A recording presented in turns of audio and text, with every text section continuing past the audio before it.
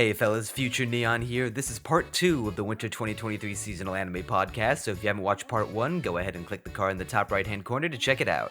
Also, a bit of a disclaimer for this episode. During the recording, my Audacity crashed and I lost most of my audio. I was able to save a few bits of it, but I lost like 75% of my audio, so if you hate the sound of my voice, then good news, you ain't gonna hear a lot of it this episode. So, if a lot of this discussion sounds like we're jumping off points too quickly or too randomly, then that is because silences where my voice used to be have been cut out entirely. So, please bear with us, and we hope you enjoy the episode. Alright, next on the list is The Angel Next Door Spoils Me Rotten.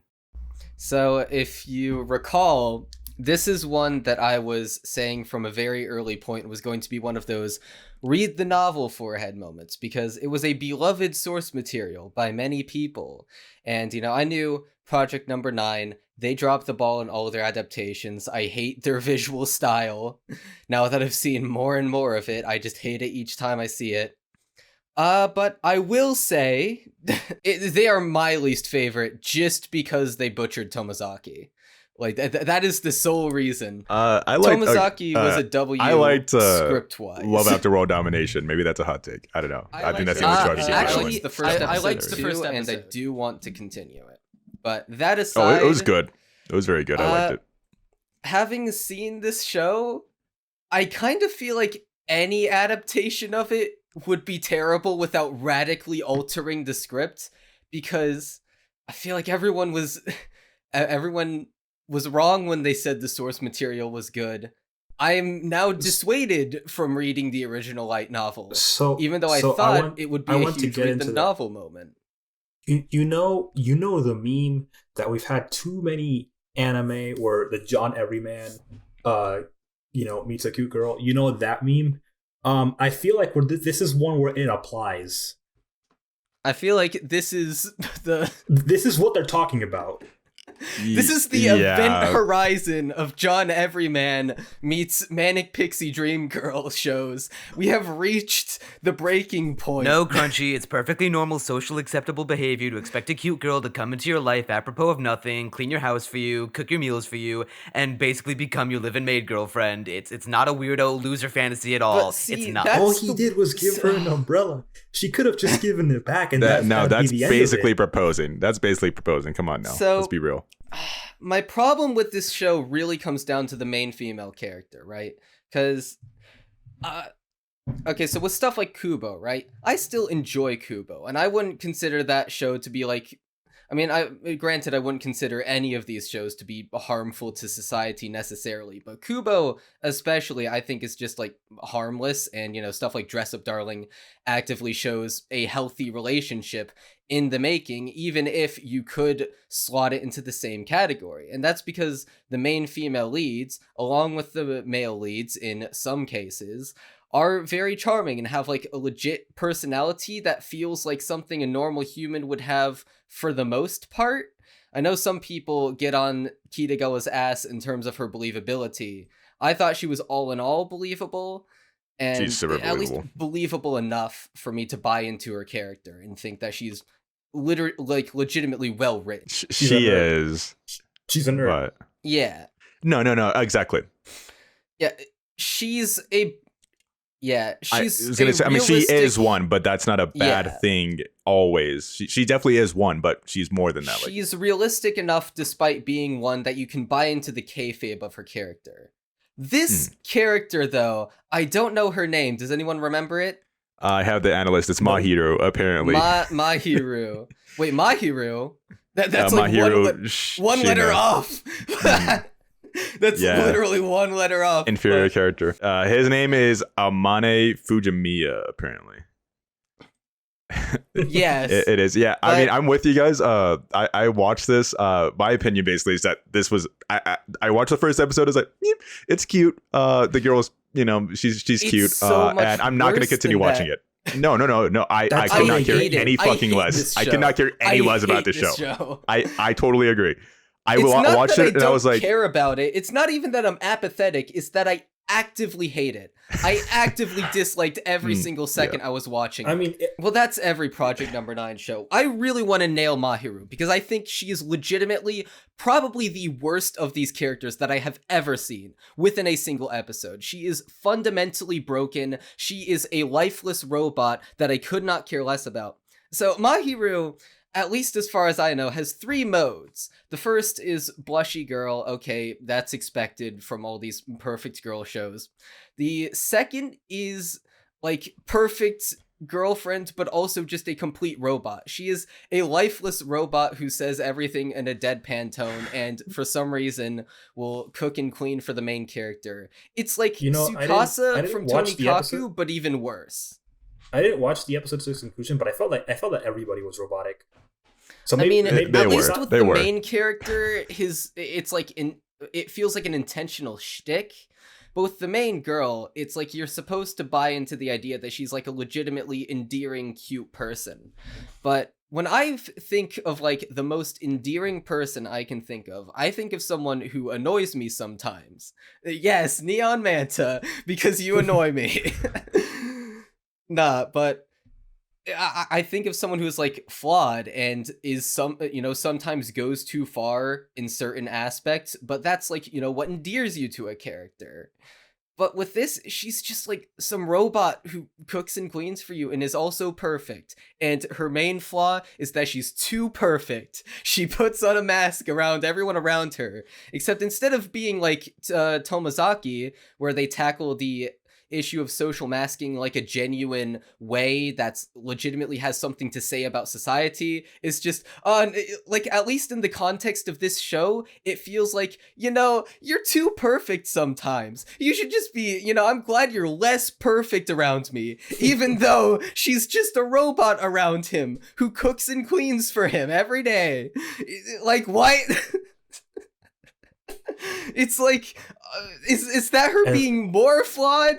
Why? You are very passionate about this show. No, but the third mode is the one that just completely shatters her even more. Is that for some reason, the line that got me to raise my eyebrow, so far it literally went off my head, clipped into the ceiling like in Gmod, is that... So... the guy, upon being given food at one point in the episode, looks at it for like 3 seconds straight without saying anything, right? And these 3 seconds, these 3 measly seconds of not eating are enough to make Mahiru go off on him and like, what, do you expect me to feed you too? Bitch, you've done nothing but be kind to him this entire episode and now suddenly you're a tsundere? What? It's just... it comes out of, like, completely out of left field, out of nowhere. It comes completely out of left field. It contradicts every single line that we have seen from her character thus far. It is like she has become a completely different person. And while I enjoy it when characters show other sides of themselves, it needs to have a logical through line and feel like it's a natural extension of their character. And this feels like it's just... yeah, but this feels like her just becoming a different person for one line, and it's so nonsensical. And then she does end up being a little harsh, like within the same conversation where, he asks about her and whether or not she has a boyfriend, and she, gets a little harsh about that, but then apologizes for that. I can at least buy into that because there's the logic there of like, okay, that's like a touchy subject for her for whatever reason. And then she's just perfect waifu for the rest of the episode. And it still leaves me with the question, why did she say, what do you expect me to feed you? That is like, that's the odd line out. That is just her acting completely differently for one line so that you can buy into the idea that she's a flawed character. And then she's just a robot for the rest of the episode. I hate this show.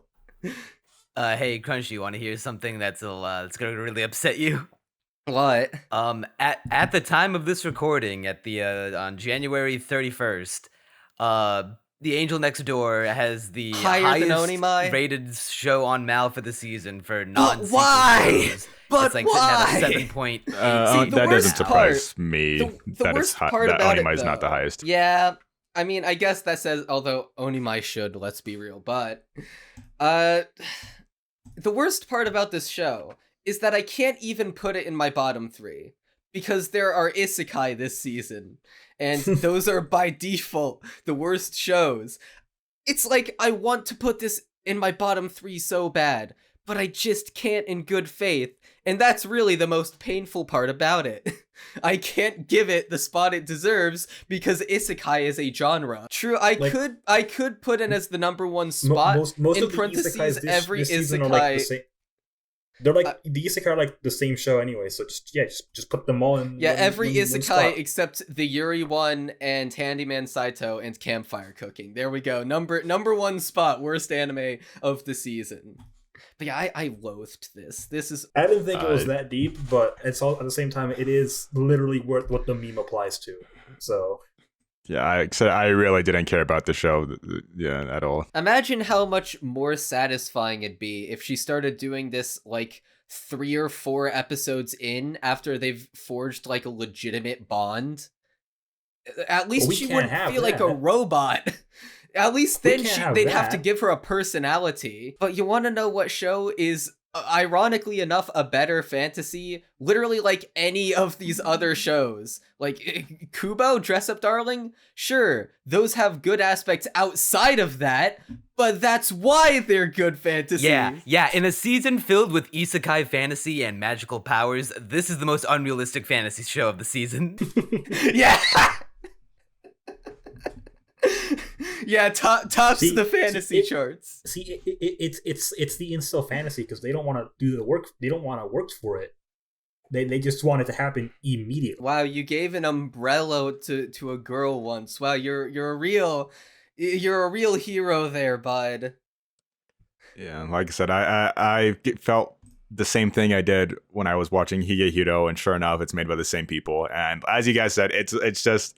She's just bioengineered to be perfect in every way, and it's so fucking shameless. And yeah, he's just John Everyman. Like I said, and I thought it was cute, like at some parts while I was watching it, but I knew after watching, I was like, I'm not going to continue this. I don't care enough to. It's just not going to hold my interest at all. I mean, there's no romance on his end ever, though, right? I didn't get that far. Yeah. Like I said, I don't care about the show. I mean, Crunchy seemed to be pretty It just has no appeal to anyone. I mean, okay, I guess if you really need cute stuff and you're for some reason, yeah, see, but that's where I get to the next part, where if you've banged your head into a wall 50 times in a row and lost like half your brain cells, literally got a lobotomy, and decide I need a cute thing to watch and it also needs to be airing, then sure, you can, I guess, get that appeal out of this show. Otherwise, I don't know, be an incel. Yeah, I feel like I've gone on long enough, and that silence tells me. I'm just eating some chips and salsa on the side right now. You guys can go on. You mean Stepmom's Daughter is my ex? No, this is worse. Better. No, this is worse. This is worse. I hated. That show at least had at least an entertaining setup in the first episode. That first episode was way better. I can see continuing Stepmom's Daughter is my ex for the trash aspect, but at the same time, admittedly, as much as I absolutely hate Mahiru, I loathed the absolute cunt from Stepmom's Daughter is my ex. I hated the female character from that show so unbelievably much that I would rather watch more of Angel Next Door, legitimately. I hate her, but I hate both of them, honest. They peaked at Tomozaki, and even then everyone recommends the light novel. Maybe. And she's a good character, so yeah. I mean, it's mostly their art style. I think Tomozaki has baller character designs. I just don't like their art style. All right, then we'll go ahead and move on to Spy Classroom. I have hilariously little to say about this show. I actually have quite a bit to say about this. It was one of the shows. Oh boy. Actually, I have a backstory here, but I'll let Armagon go first. Yeah, it was one of the shows. I don't have Isaac, like you, Isaac. I don't have much to say about it either. Mainly because I was fast forwarding it because I was watching it during my lunch break and I didn't have time to watch the full episode. And I feel like I wouldn't have mattered. I did not skip around. So I watched this in its entirety. So the knowledge, the baggage, that kind of half-heartedly, but not entirely. So the knowledge that I went into this show with was a thread by Namario. He's a guy on Twitter that I follow. He has really good insight, terrible taste, but really good insight into the anime industry. And he is a fan of the original light novel this comes from. And apparently they are done doing the light novel dirty. So one of the main hooks of the light novel is apparently a mystery that has something to do with the fact that in the light novel, the main character cannot tell the other spies apart. And in an anime, obviously, that would be goofy. You can't recreate that convincingly. Because what do? Give them all the same character design? That would look really dumb. It's something that only works if you're reading prose through the filtered perception of another character. So, the anime did admittedly a decently wise choice in this instance with this specific source material and cut that part out. But apparently the way they've done it messes with the pacing in a huge way, and they've cut out like important plot points relating to it. And because of that, original light novel fans are dissatisfied across the board. And when aren't original light novel fans dissatisfied with the adaptation? I mean, Monogatari, Mushoku Tensei, but admittedly it is an uncommon occurrence. No, I see a lot of people whining about Mushoku Tensei still too. They will never be happy. I feel Monogatari like is the one exception, yeah. I feel like even when the adaptation is good and the source material is good, light novel fans are still going to complain about it. And I don't get that because I personally feel that light novels are like the lamest form to experience the story. To be fair, I have been in the position of a light novel fan severely dissatisfied with an adaptation, in the form of Zaregoto.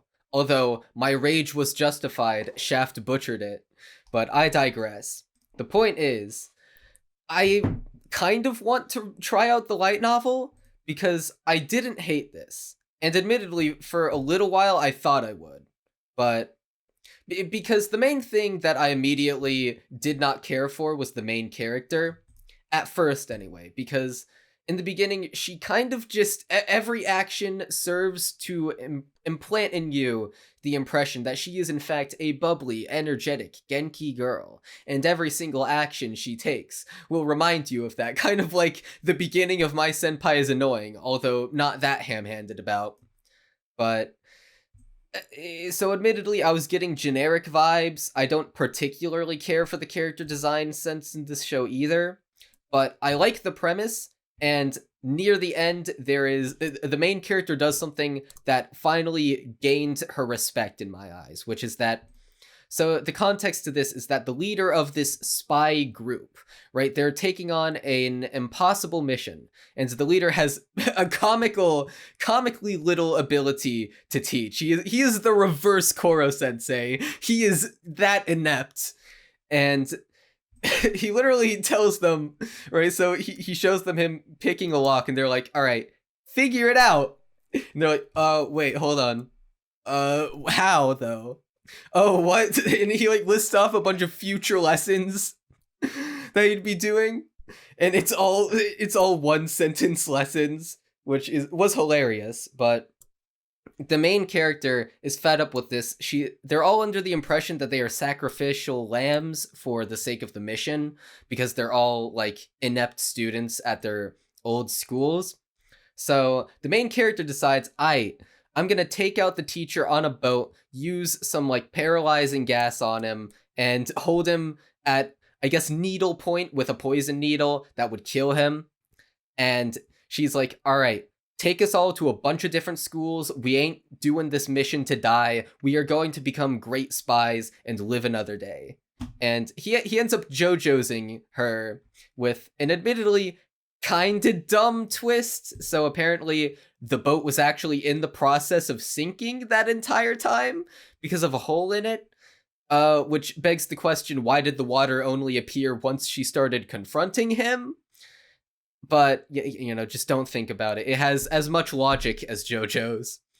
But I thought that was an interesting character decision on her end, of her deciding, hey, enough is enough. I'm not going, having some backbone and being like, I'm not going to get taught by this half-ass teacher who just does not know how to do anything and who is completely incompetent, and I'm not gonna become the sacrifice for someone's mission when I have a bunch of other spy stuff to do in the future. That was pretty based. I did not give a fucking shit about this anime. I'll be totally honest with you. I could not care less about this premise. I think the impossible mission will be interesting, I guess, but this first episode, I didn't care. I thought the whole twist was just lame. I don't care about the characters. Sogen's cute. I love her design. I couldn't really care. I thought I liked it at first, but like the more I think about it, I'm just like, no, this is forgettable. I can't. I don't. Yeah, Release the Spice at least had banging music, and I mean, shitty character designs. I'll just be honest. But I mean, I don't hate the character designs. They aren't as they're safe. Awful. No, they're just safe. They're typical light novel, and that isn't as big of an issue when you're reading the light novel. But I mean, I ended up liking it by the end. It ended up growing on me. I think I'll inevitably just go on with the light novel because it did apparently have to have a bunch of content cut from the anime because of, stuff that can only happen in prose. It does sound kind of like a fun premise for the light novel, though. But yeah, I mean, I'm not sure how, but I am interested as to how it would happen. Or like, I mean, on the analyst page, the banner shows light novel art, and they all have their anime designs. So yeah, I am a little confused. Like, it's in the light novel style, but anime but they're same designs. So I'm confused on how that's supposed to work. I mean, maybe it's like in quintessential quintuplets where they look different to the viewer, but you're supposed to accept that the characters in the show have no idea how to tell them apart half the time. But Sogen is half a foot shorter than everybody, and they're all like different heights. So that doesn't work. Like Quince is acceptable because you just pretend like, they don't have all different colored hair, and anytime they want to hammer home that they do look the same, they just turn their hair color back, and it's acceptable. But like here, you can't do that. They got different hair lengths. They got one's wearing an eye patch. Yeah, it doesn't. I don't get it. I mean, I have no idea how either, but I mean, hey, I'm intrigued. But otherwise, I probably won't continue the anime. Yeah, I made it sound like I hate it. I don't. I just don't really care for it. I'll maybe give episode 2 a chance, but I watched this like 3 weeks ago, I think, when the first episode dropped, whenever that was. So to be fair, I give way more of a shit about the characters and sound effects than I do this show, at least thus far. Though the main character, I still maintain, has won my heart in that. I don't know. I can't remember it either, but I just remember it because they say names. Hanazono 30 million times. So yeah, I think they all got. I feel like we've exhausted most of the discussion. Armagon, do you got anything to say? Nope. Was the lunch tasty at least? It was McDonald's. Okay, well there you go. 7 out of 10, 6, 7. Yeah. That's his rating adequate. for this. It's less that I was in the McDonald's mood and more like I don't really have time to go anywhere else. I mean, there's like a Subway and there's like a pizza place, but it all has to be within walking distance. Well, I was going to say, does anybody ever really crave McDonald's? You just get that, like, if you got nothing else, or you're just hungry. And you're never disappointed. You're never disappointed by it, but I've never seen somebody like, I really can go for some fucking McDonald's right now. Unless you're like shit-faced drunk. Well, you want to know what I have a craving for? Trigun Stampede. That was a terrible transition. I really reached for that. Orange. How would that have gone? See, I'm all right. Well, there you go.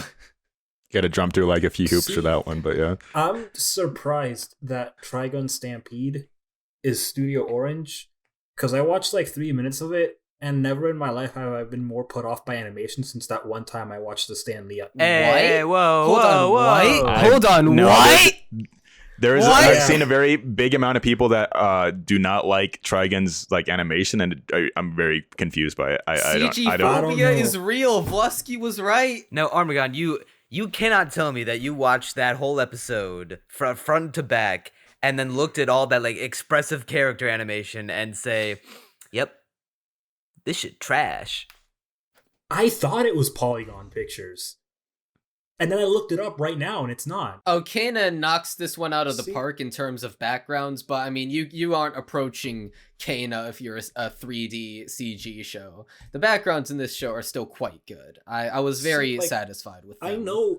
Didn't you not watch Kana? Admittedly, yeah, the character animation in this show, particularly with the main yellow-haired dude, for some reason, I don't remember his name. No way you forget Vash the Stampede's name. No, you don't forget that. Oh my. The show is named after him. I know Trigun is an iconic 90s anime, and I do want to watch the original, but I just don't know that much about 90s anime. I don't know his name. I did not know the original Vash is the good. Stampede is. And yeah, so I've seen both. I actually haven't continued Stampede past episode 1. But comparing this to the first episode of the original, I do like the original one better, but I still like this one a lot. I think the animation looked great. I don't really understand people's critiques of that. And before you get into that, I booted up the episode again and actually watched past 3 minutes. The animation is definitely better, but I don't know. I feel like the first few minutes was really rough, like enough for me to be like, nah, I'm out. I was watching the first 3 minutes right now to see what you were talking about, and I don't see it. I don't understand. I guess the first 3 minutes is visually weaker than the rest of the episode, but it's just characters running. Yeah, it was never bad enough that I was like, oh, this is awful. Like, no, I feel like it's a pretty good introduction. Food fight too. I don't know. I just really thought I was watching another Polygon's Picture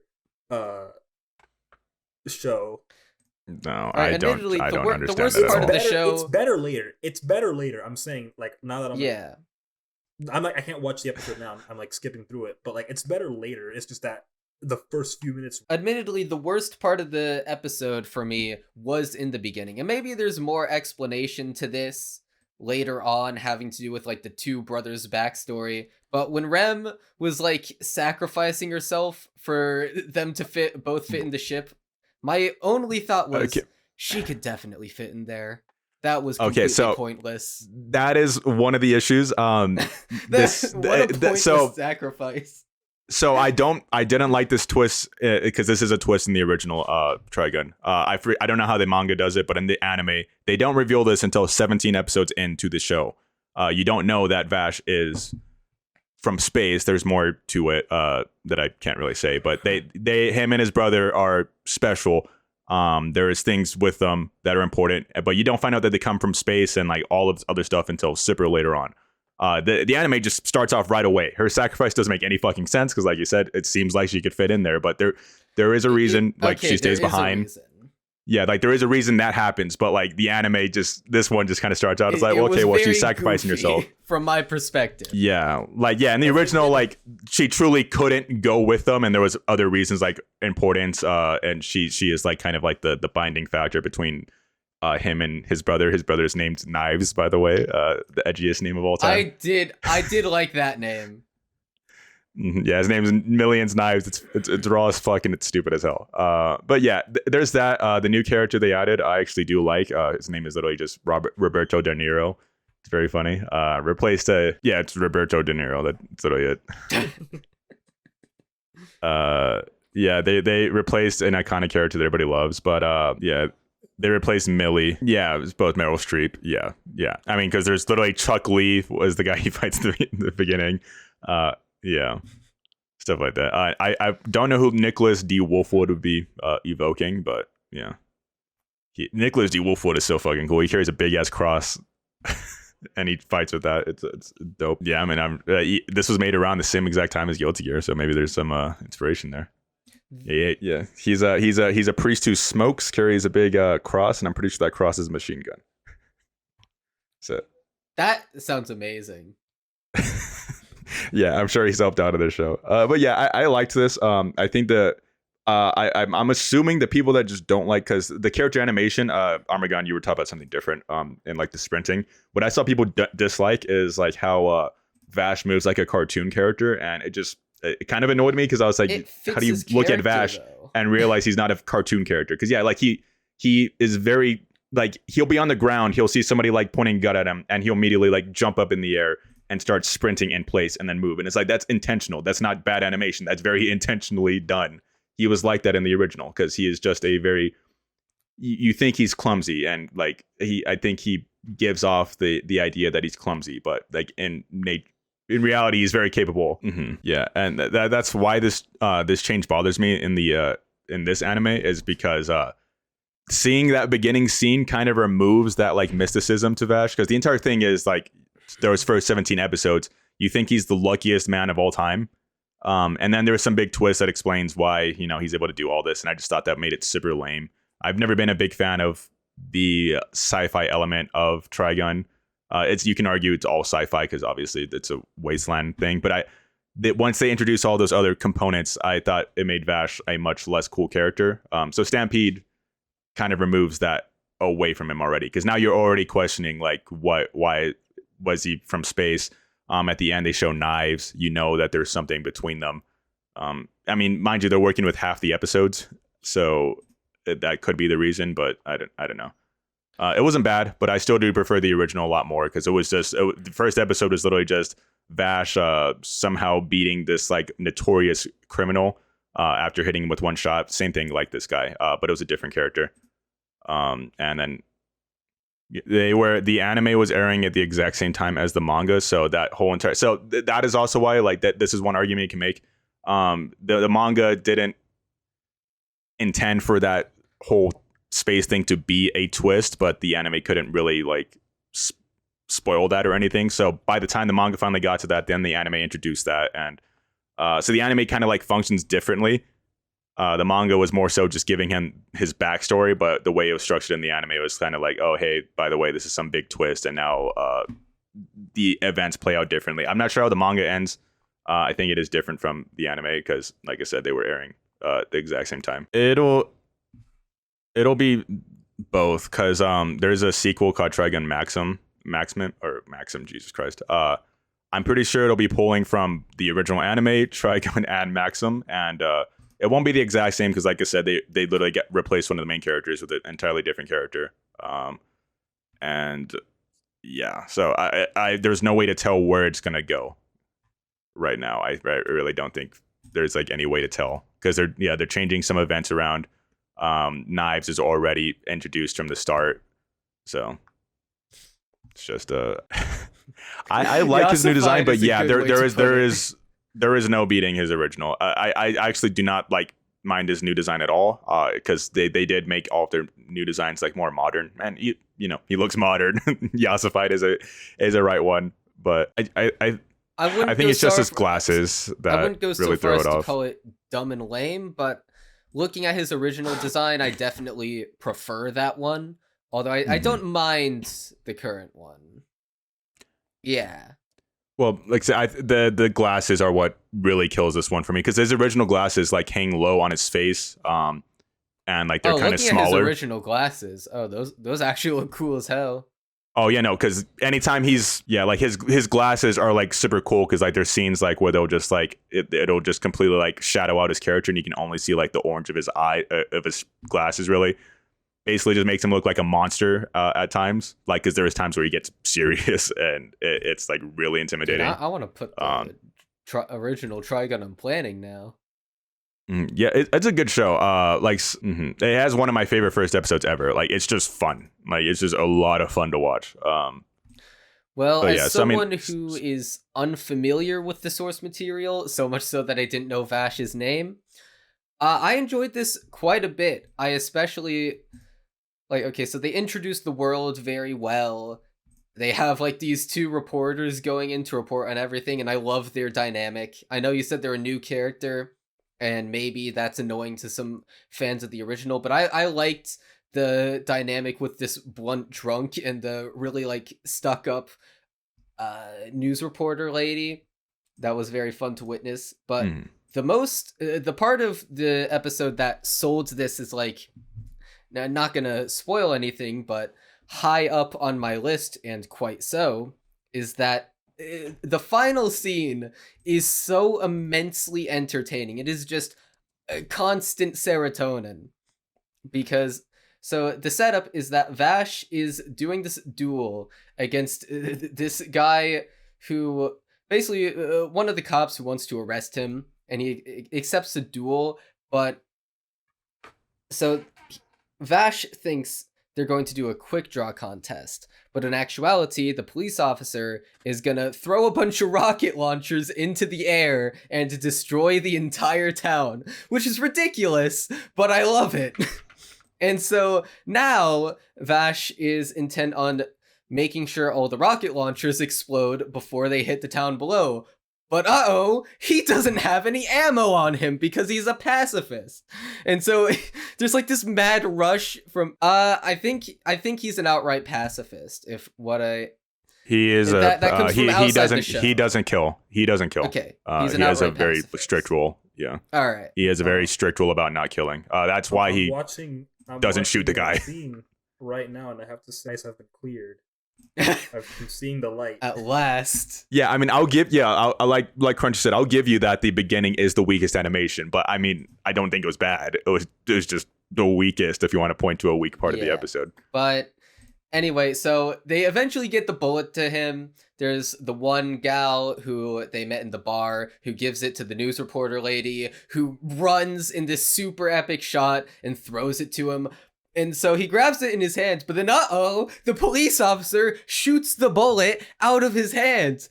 Don't know how the bullet's still intact after that, but sure, I'm gonna just ignore that. And so he has to, there's this amazing bit of him just continually running to get the bullet as it continues to roll away from him. But then he grabs it and, chucks a rock at it and shoots the rock and it explodes into a million bits. But that entire bit, it has like legitimate tension to it because of the impending threat of the rocket. And there's like so many things that go comically wrong. And it's like both fun while at the same time kind of tense in a way. And I am head over heels in love with that finale to the episode. It was a fun time all around.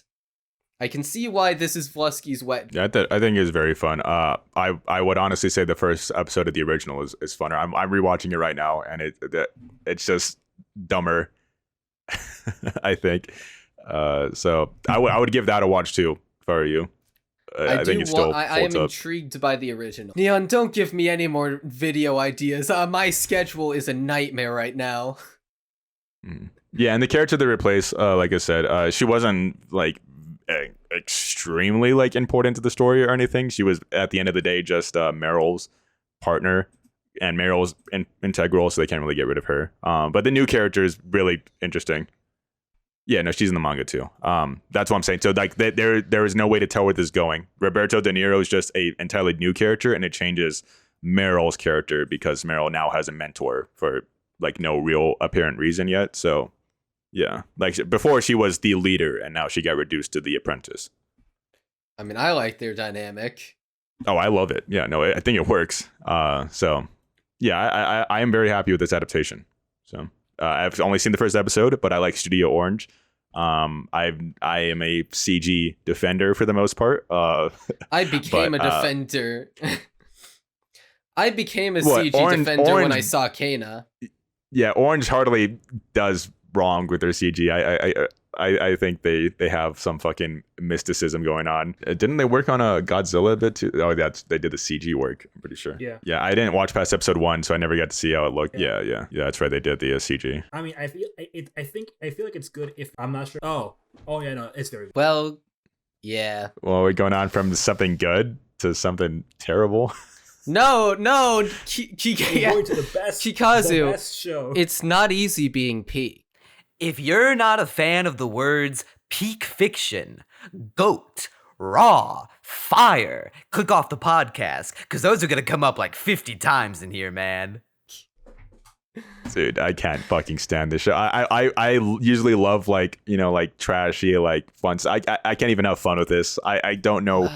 I don't know how people can get off to it either. Kazu. There's a very simple litmus test to gauge someone's level of discomfort regarding my life as Inukai-san's dog. Do you have or did you at one point own a dog? Yes, I own a dog. I Alright, well, watched there the you show, and go. as soon as I finished the I episode, I looked at my have a dog, and I was like, dog. I'm so sorry. Okay. I was like, I'm so sorry. Listen, like Japan's a weird place. We can all agree, especially when it comes to sex. They're like some things are taboo about it, but at the same time, they're very sexually open, or at the very least, sexually deviant. There's a lot of weird stuff that they're into, or are seemingly more okay with, at least over there than they're in the States. Like there's a lot of weird rape hentai that's out there. A lot of tentacles, whatnot. It's a weird thing, and like this is clearly a jerk off show. Yeah. But Well, that's a like, porn thing in general, I feel not like even Japan. even here, there's a line that's being crossed that I don't know what they expect of me to get off to this show about. Like, it's she's just a zoophile.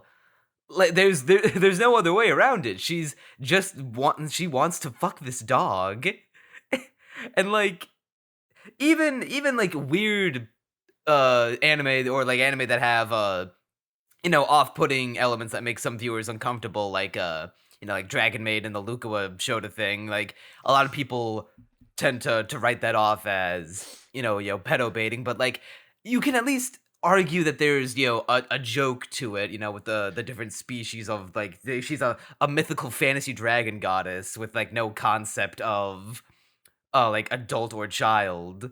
So like that's why she comes on to Shota as like she would any other guy, and Shota's just like, no, don't touch me, gross. My like here- question is, how did Lukoa and Shota, or even the infamous Twister scene, manage to provoke less disgust from me, far less disgust from me, than this show? See, so here's my experience. I just thought I expected the typical ecchi, right? And then she started loving that dog a little bit too much. There's Dude, this she one... starts deep throating his mouth. It makes no Yeah, sense. that- I was like, that Like, shot I can't tell what's is going on. burned into my retinas. I've seen it all day. like I like, tried there's the- watching other anime after this, and all I could see was that one shot of her licking the dog's disgusting so terrible. nose. Like, and that's why I can't even like find her like any part of her like attractive, because it's like that's just downright weird. Like, yeah. Like they're like there is like the quote unquote acceptable part. Like she is on the 5th stage of the furry chart. yeah, All right. Like, she even wears a tail in one of the later episodes. I didn't watch it because I don't fucking care. But I read a little bit of the manga. I was like, okay, this is gonna be garbage. Maybe the anime will be fun.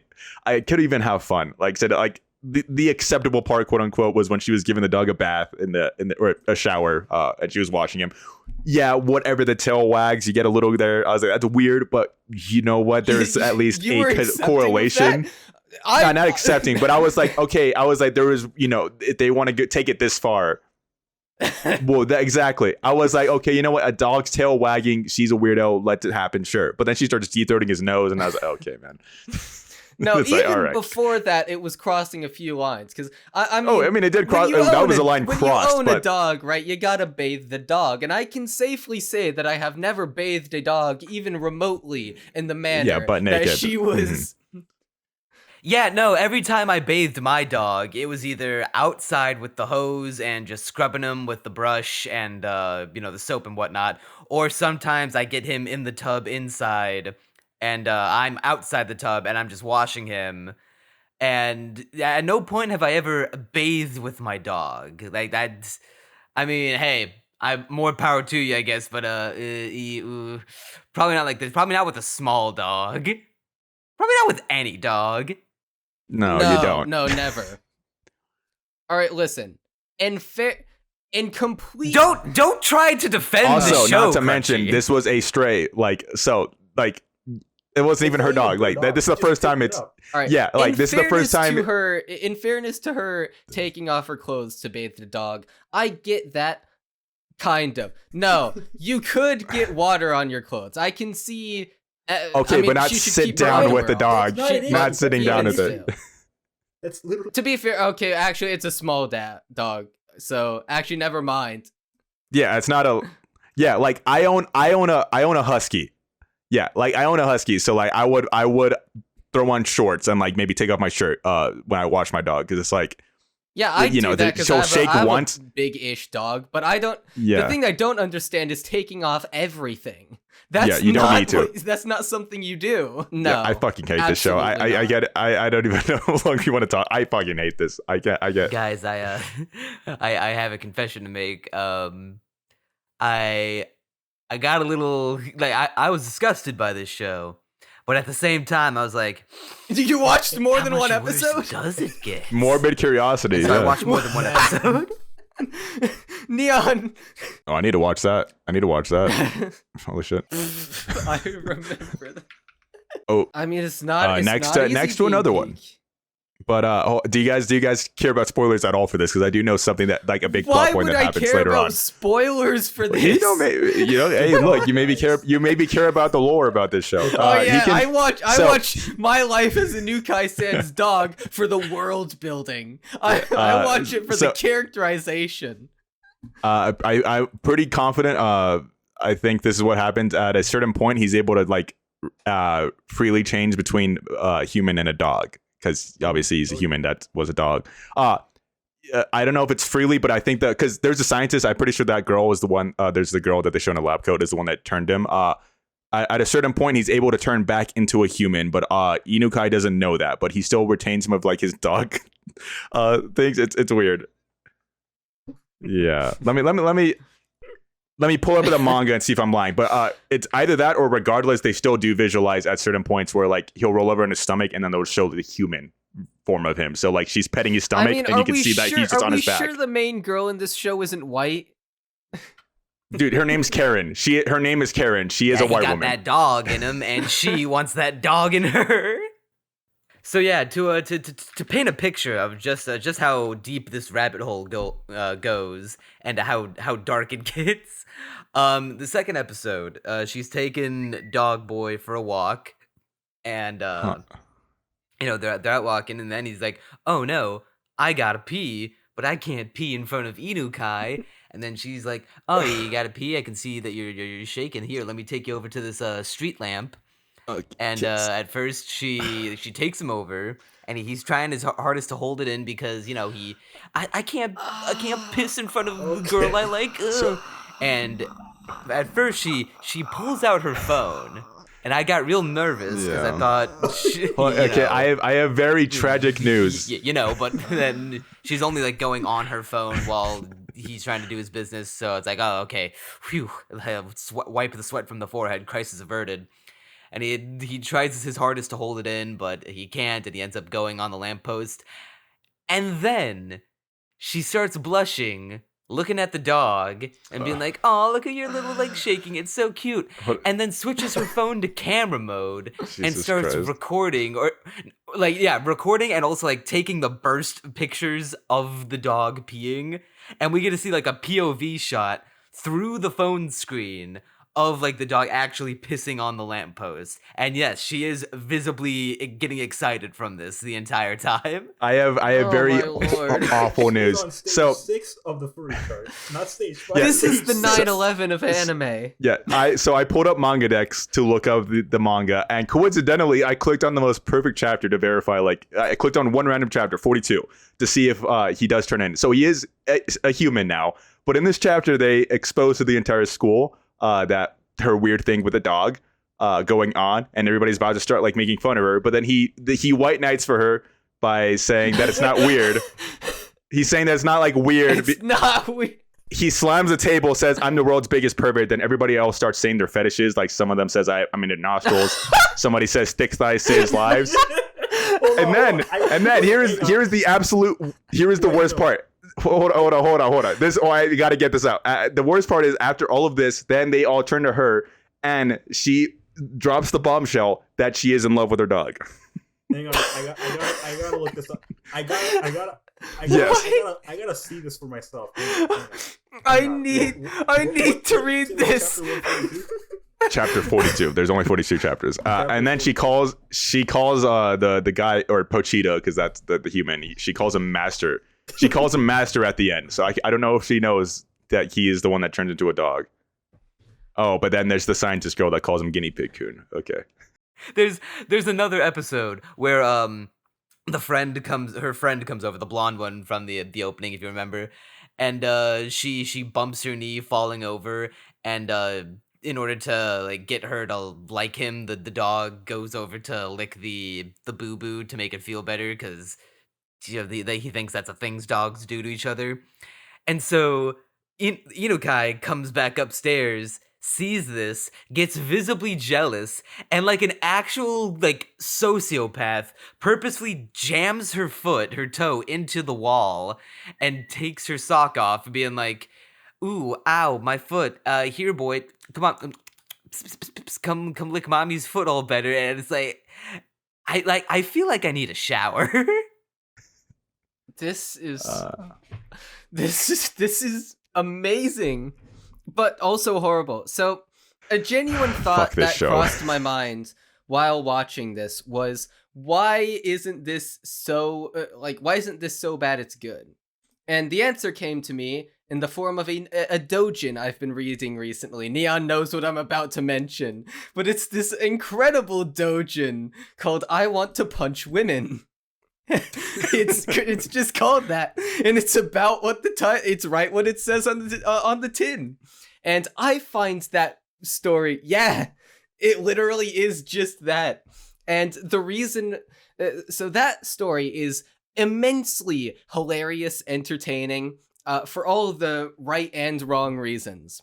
And the reason why that is so bad it's good is because it is not aware that it is trash. It is trying its damnedest to tell a heartfelt tale, despite what it says on the tin. I think it's trying to do the Onani Master Kurosawa thing, except really poorly. So like, it's aware on some level that its premise is goofy, but it is not aware that the story itself is also completely goofy and is trying to tell a heartfelt tale. What the fuck is this manga? Oh, I want to punch women. No, I'm reading. Are you reading No, it? I'm sorry. Did you get to 43.5? Wait, what? This is horrible. This is horrible. No. What the fuck is going on? Wait, let me see. Okay. I don't think you guys will not be prepared for what you will see. Go to page. What page? It is page. Page 8. Page 8. Oh my god. Page 8. Hold on. All right. Okay. To clarify, me what it is. there is a mecha version of this dog apparently. So she is squirting breast milk into the mouth of this robot dog that's a clone of the main character. What the fuck is this? Wait, hold on. What? What? No! This is horrible. What? Yeah, and that's only 10% apparently. That's 10%? What? I think I'm traumatized. After reading that, I firmly believe that 2 bombs was not enough. I think I need to take a break from manga after this. This is Inukai-san knows that it's degenerate and is wallowing in that and playing into it, as we have seen, unfortunately. And that is why it's not so bad it's good. Oh my lord. It's a train wreck, and it's like, there's a part of me that wants to continue, especially with these recent developments. No, I mean, I don't want to, but there's a part of me that's so curious. It's so bad, though. Don't listen to the other you. Stay sane. It's like the angel and the devil on the shoulder. They're both yelling in my ears, like. I'm sorry. I'm still traumatized because I'm just reading the manga. It doesn't get any better. It gets worse. We're like worse. Alcoholics Anonymous, Inukai-san dog readers Anonymous. We're just we're sharing our trauma together. I would just like to let you guys know they also rip off Monogatari. There is a toothbrush scene. There's a tooth. Oh, I bet it's far worse. Yeah, Monogatari I'm toothbrush scene is I'm gonna putting prove this I am putting this in the chat right now. Yes. Yes, I just put it in the chat. Okay, so we have. Oh my god. I left. Okay, the next page is even worse. Okay. Okay, so hold on. Who's brushing her teeth? The main character, Senpai. Because Whatever he can Karen take, like I is said, trying. They know. It's a reference. No, they don't know. They don't know that he is the dog. Only the. Okay. No. No. She doesn't know. The scene knows that they're ripping off Monogatari. You don't just have a character named Karen and do that scene and not know what you're ripping off. Actually, that is. It does. Yeah, that. I mean, that's the intention. God, I fucking hate this. Are we gonna move on soon, dude? I'm gonna go insane. We need to process our trauma, Kazu. Fire, just pure love. I am just trying to cope. No, it's the Star Wars. I can read. I read some weird shit. Look, I like ecchi. I am a big ecchi fan. This is too much. I can't do it. I'm a fan of Onimai, and this makes me.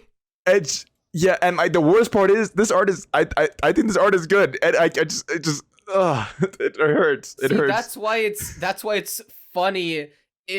See, that's why I'm not disgusted by it to this extent in Monogatari, because that's so over the top that you can't take it seriously.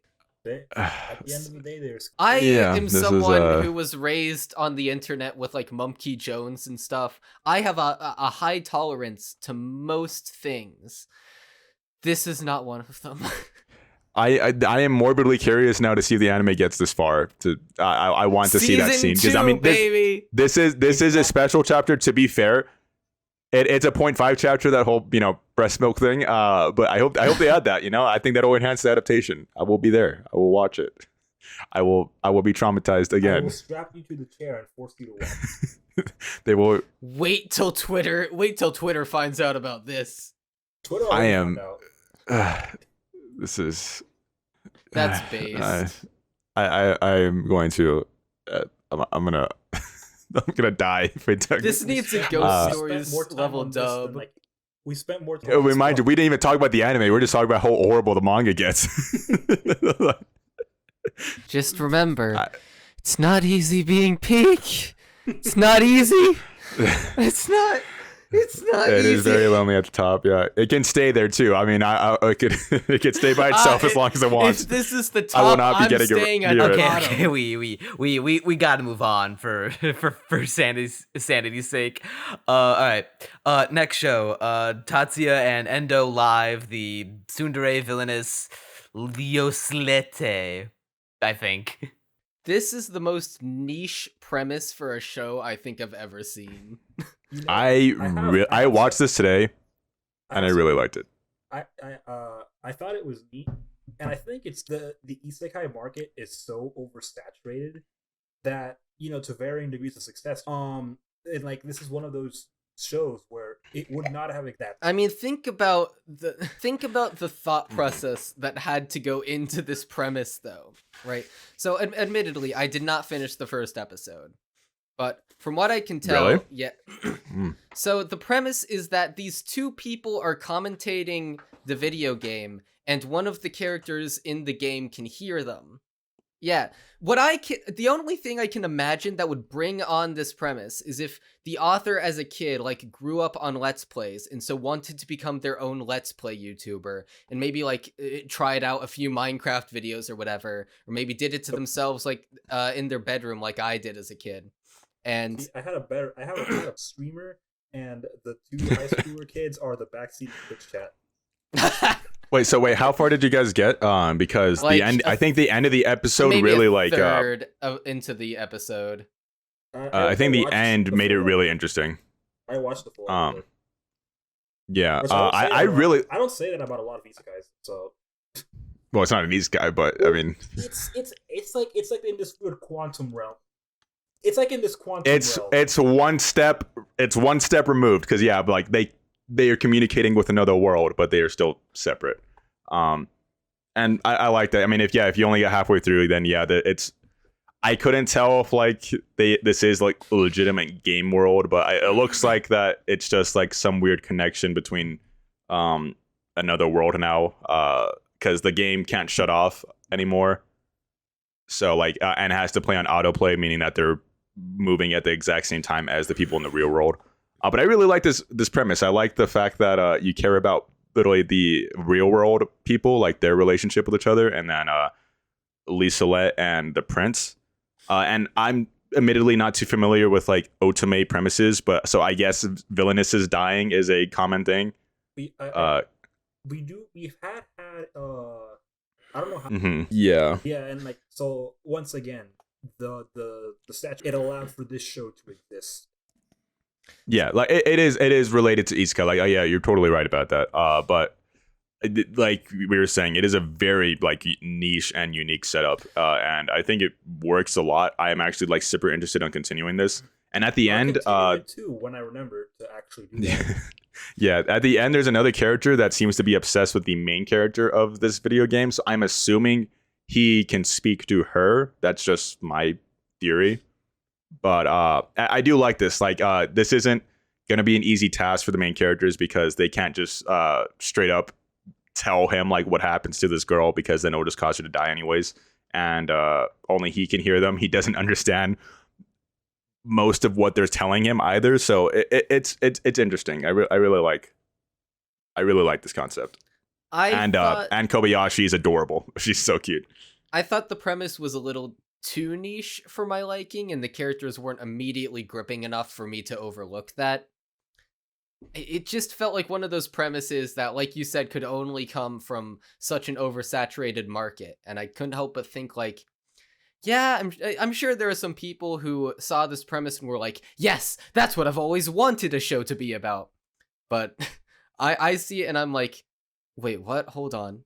How did you even begin to come up with that? How are we at this point with the isekai-ish genre? I mean, it's built into that. Fight back! Fight back! Oh, you mean like are you saying like they coach them? Like you can hear like them like giving commands to the person while they're fighting? Fight back, Ryu! Oh, that would be fucking awesome. Well, honestly, I feel like if they removed the fantasy person in the game can hear them aspect, I'd be able to buy into the premise more, because that seems more relatable or like more easy to, rally around the character's intentions in that regard. But I'm the opposite. They lost me at the fantasy aspect, honestly. Oh, I am the total opposite. I was like, oh, this would be cute, but I was like, it'd be cooler if like because I thought the whole like he was hearing them at the beginning. I was like, oh, okay, they're just doing that to like visualize. They'll be like pretending like the characters are playing along. But no, I like this a lot more. Like as soon as they acknowledged that he could hear them and like they were like running their tests, I was like, oh, this is really interesting now. And then especially the end, because it's pulling the two main characters together, Endo and Kobayashi, because then summer break is about to start. So she just tells him that she wants him to come over and they can play that game every day, because that's something that she loves and he has a massive crush on her. And nobody will be at her house, obviously, either. So I just like that fantasy aspect. They're trying to save somebody. It's funny making them gods, basically, because he just views them as gods. And I don't know. I just really like that premise. And the light novel is only 2 volumes, so I have very like high hopes for the anime, because it'll just be 1 season, I imagine. It's 2 volumes ongoing, or it's just done? No, it's finished. It finished in 2019, 4 years ago. A light novel that actually finishes on time. Instead, there's a manga adaptation releasing right now, so I would assume it did fine. I just find it. I didn't realize that light novels that act. I was surprised to see that. I just thought they kept going. Yeah, no, I'm very surprised. I saw that and I was like, oh wow, only 2 volumes. I was like, yeah, this author didn't want to milk it. This is also the only thing they wrote. They're doing the they're writing the manga adaptation, I guess. Let me see. No, they're not. All right, yeah. No, that was the only thing they wrote. It is interesting to hear they didn't pull an Isekai and make Ooga Booga Monogatari in 2025. Yeah. So yeah, I mean, 25 chapters, 2 volumes. It's, I imagine, because it's just 1 summer break. That that's the whole setup. He's gonna go to her house and they're gonna try to save this character because the Otomo game only like happens throughout a few days. So Well, I don't know. I was sold. I watched this today and I was sold on it. I could binge it. Maybe I could. I don't know much about Otome, so I'm actually like it works. I just know they're like visual novels. That's yeah. Like I said, I got nothing much else to add. I'm sold. I am interested to see where this goes. I will probably be watching more of this tonight and catch up. And it does seem like a very, very good binging show. Because you'll get like that ending is intriguing me because I feel like that character they showed will be involved because that'll be the conflict because the character they're trying to save isn't even a main character or anything like that. She's just happens to be the fiance of the main love interest. And then she turns into the villainess and she dies in every single route. So the whole goal is just to save this character. So yeah. And the other guy they showed at the end, like held a Blu-ray of the adaptation of this Otome or something. And he like put his hand and rubbed it across her face saying like, we'll be together soon. And I was like, what the fuck? Wait, what?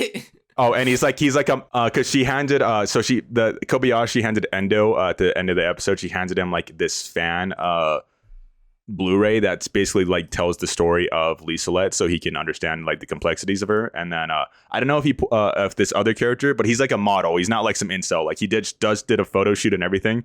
And then he walks and sits down on his chair and starts rubbing your face. I can't tell if it's the Blu-ray or the game itself. It's in a PS4 case, so the blue outline. But regardless, he rubs her face and says, we'll be together soon. So I'm like, oh, what's going on there? That is... I will. I'm sold. I like it. Well, you want to know what show I am absolutely continuing? Well, we're going to be talking about this one for 2 hours. Now comes a show that I know Crunchy has been foaming at the mouth to get to all month and will explode if he does not gush about it for an hour at least. So please, Crunchy, tell us about your love for Onimai and the various watch lists that you've been put on for liking it. Oh, if I get put on a watch list over this, I will find that watch list, print it out, and hang it in a picture frame on my bedroom wall. It will be a trophy. So, Onimai is the greatest thing since sliced bread, to the point where I have a Twitter thread that I literally, like, I make a new Twitter thread each week just to talk about how good each episode is. I obviously can't go into detail about much beyond the first two, but it is amazing. And admittedly, I don't think this will be as passionate as a rant about as the Kana one, even though I like this show more because I've already gotten most of my thoughts out of my brain and into the world. But I definitely do want to talk about it because it's the shit. It's cool. It's amazing. It's god tier. So Onimai is about this guy named Mahiro. And, well, I say guy, but he wakes up one day to find out that he is not a guy. What was there is no longer. As the OP says, which, by the way, has the most entertaining lyrics ever. It strongly suggest reading the subbed version of the OP because it is absolutely incredible. And so Mahiro is like this super blunt, irresponsible, kind of bratty in a way, NEET, who's been basically, he prides himself on being the home security officer. He has no job prospects. He isn't trying to get one. He isn't quite a hickey. He's not traumatized enough. Does it explicitly say that? Yes. He says this first time I've seen sunlight in 2 years. Oh yeah, he does say that. Yeah, okay. So I guess he is a hickey then. And so he's been cooped up inside for all this time. And in contrast to that, there's his younger sister named Mihari. And she's like this genius scientist going to college or whatever. And Mihari gives him like this inferiority complex and is like, oh, I'm so cripplingly useless compared to my little sister. How did it become like this? And okay, well, first of all, Mihari is the one who changed him into a girl, as a quote unquote experiment. I feel that it's go ahead. important to note, Crunchy, that not only does she turn him into a girl, he also de-ages him into the body of a middle school girl. So, you know, we gotta get the details right so all the evidence on the court trial is appropriate. Yep. And accurate. He is in the body of a middle school girl. And so it's all part of this, I guess, insane plot to try and, like, it's a neat rehabilitation show, which is what binds are quickly becoming known for. And this show is, like, so hard carried by Mihari and Mahiro's dynamic. It is so addicting to watch. They are thus far the main dynamic that the show is focusing on. There are side characters in later episodes that I will not go into because they are later episodes, and they are showing promise, but it is mostly just the dynamic between these two siblings. You know, you've got the irresponsible pretty queen.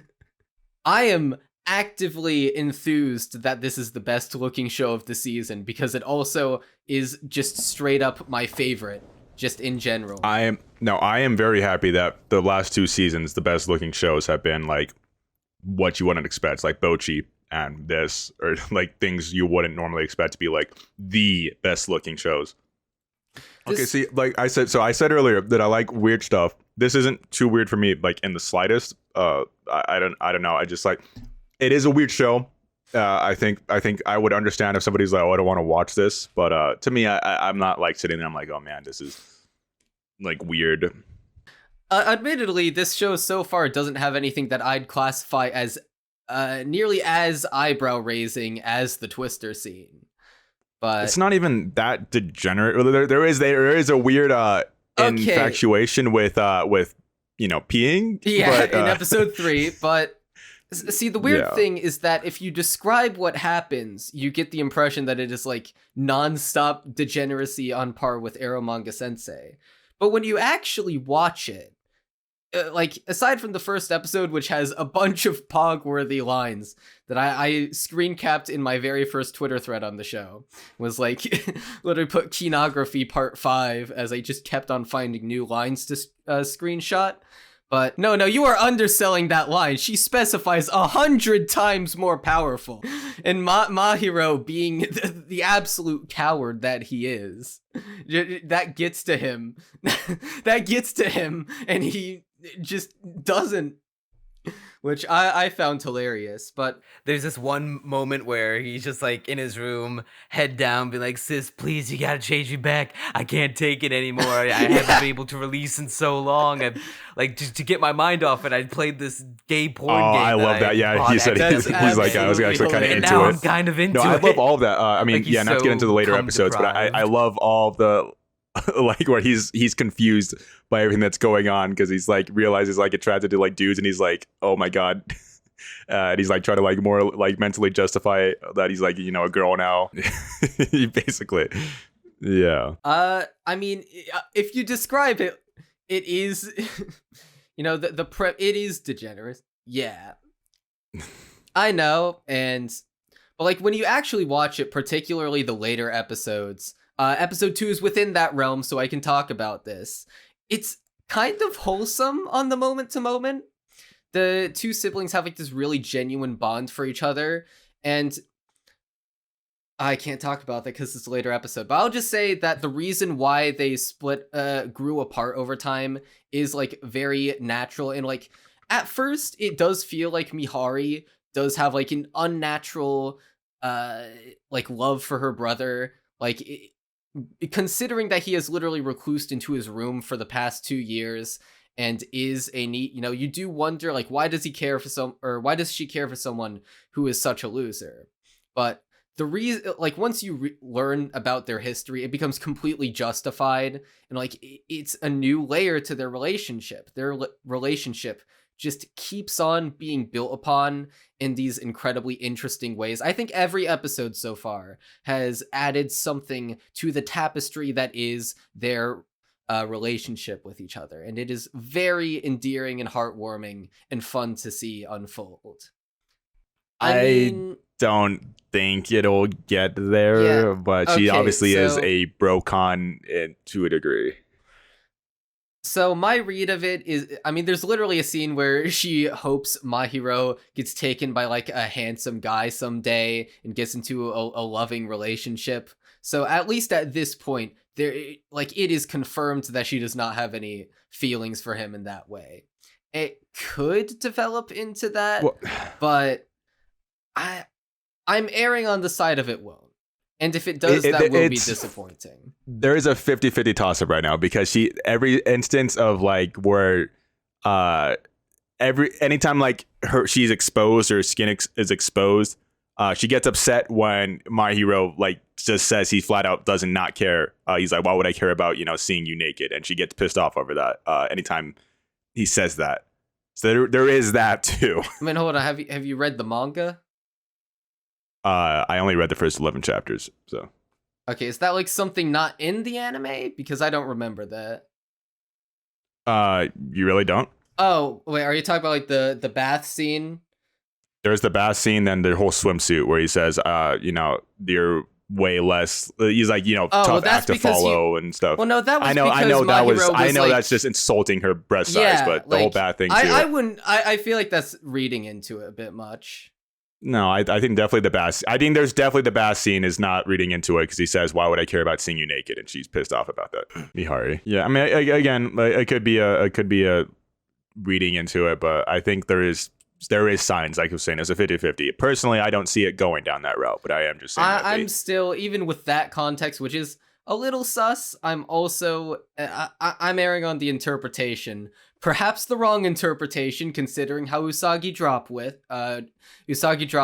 but I'm still erring on the side, and I hope it does end up this way, where it's just Mihari just being self-conscious and wanting affirmation. It could be that, yeah. I'm hoping it's just that, and I think it is. I mean, but I'm desperately hoping. Look, I mean that is a possible one, but I mean it is by all accounts a pretty degenerate show. So like that's not like if incest were to pop in, anybody should be surprised. It's like, yeah, the show has the makings and the DNA for that to happen. I'm still hoping it doesn't. Yeah. But that topic aside, something about the show's visuals that I think is really underrated. Well, two things, really. First of all, the absurdly unique color design. I think this show has amazing color design, a very interesting palette. It immediately pops. It does not look generic in the slightest. And, that's in large part due to the color design. And two, I think the directing is, like, top-notch. Episode 2 has a bunch of like fisheye lens scenes that like make the camera feel almost well, there's even one shot where it's literally on a bookshelf looking down on the characters, and it gives the setting a sense of like physicality to it, like you're tangibly there with the characters.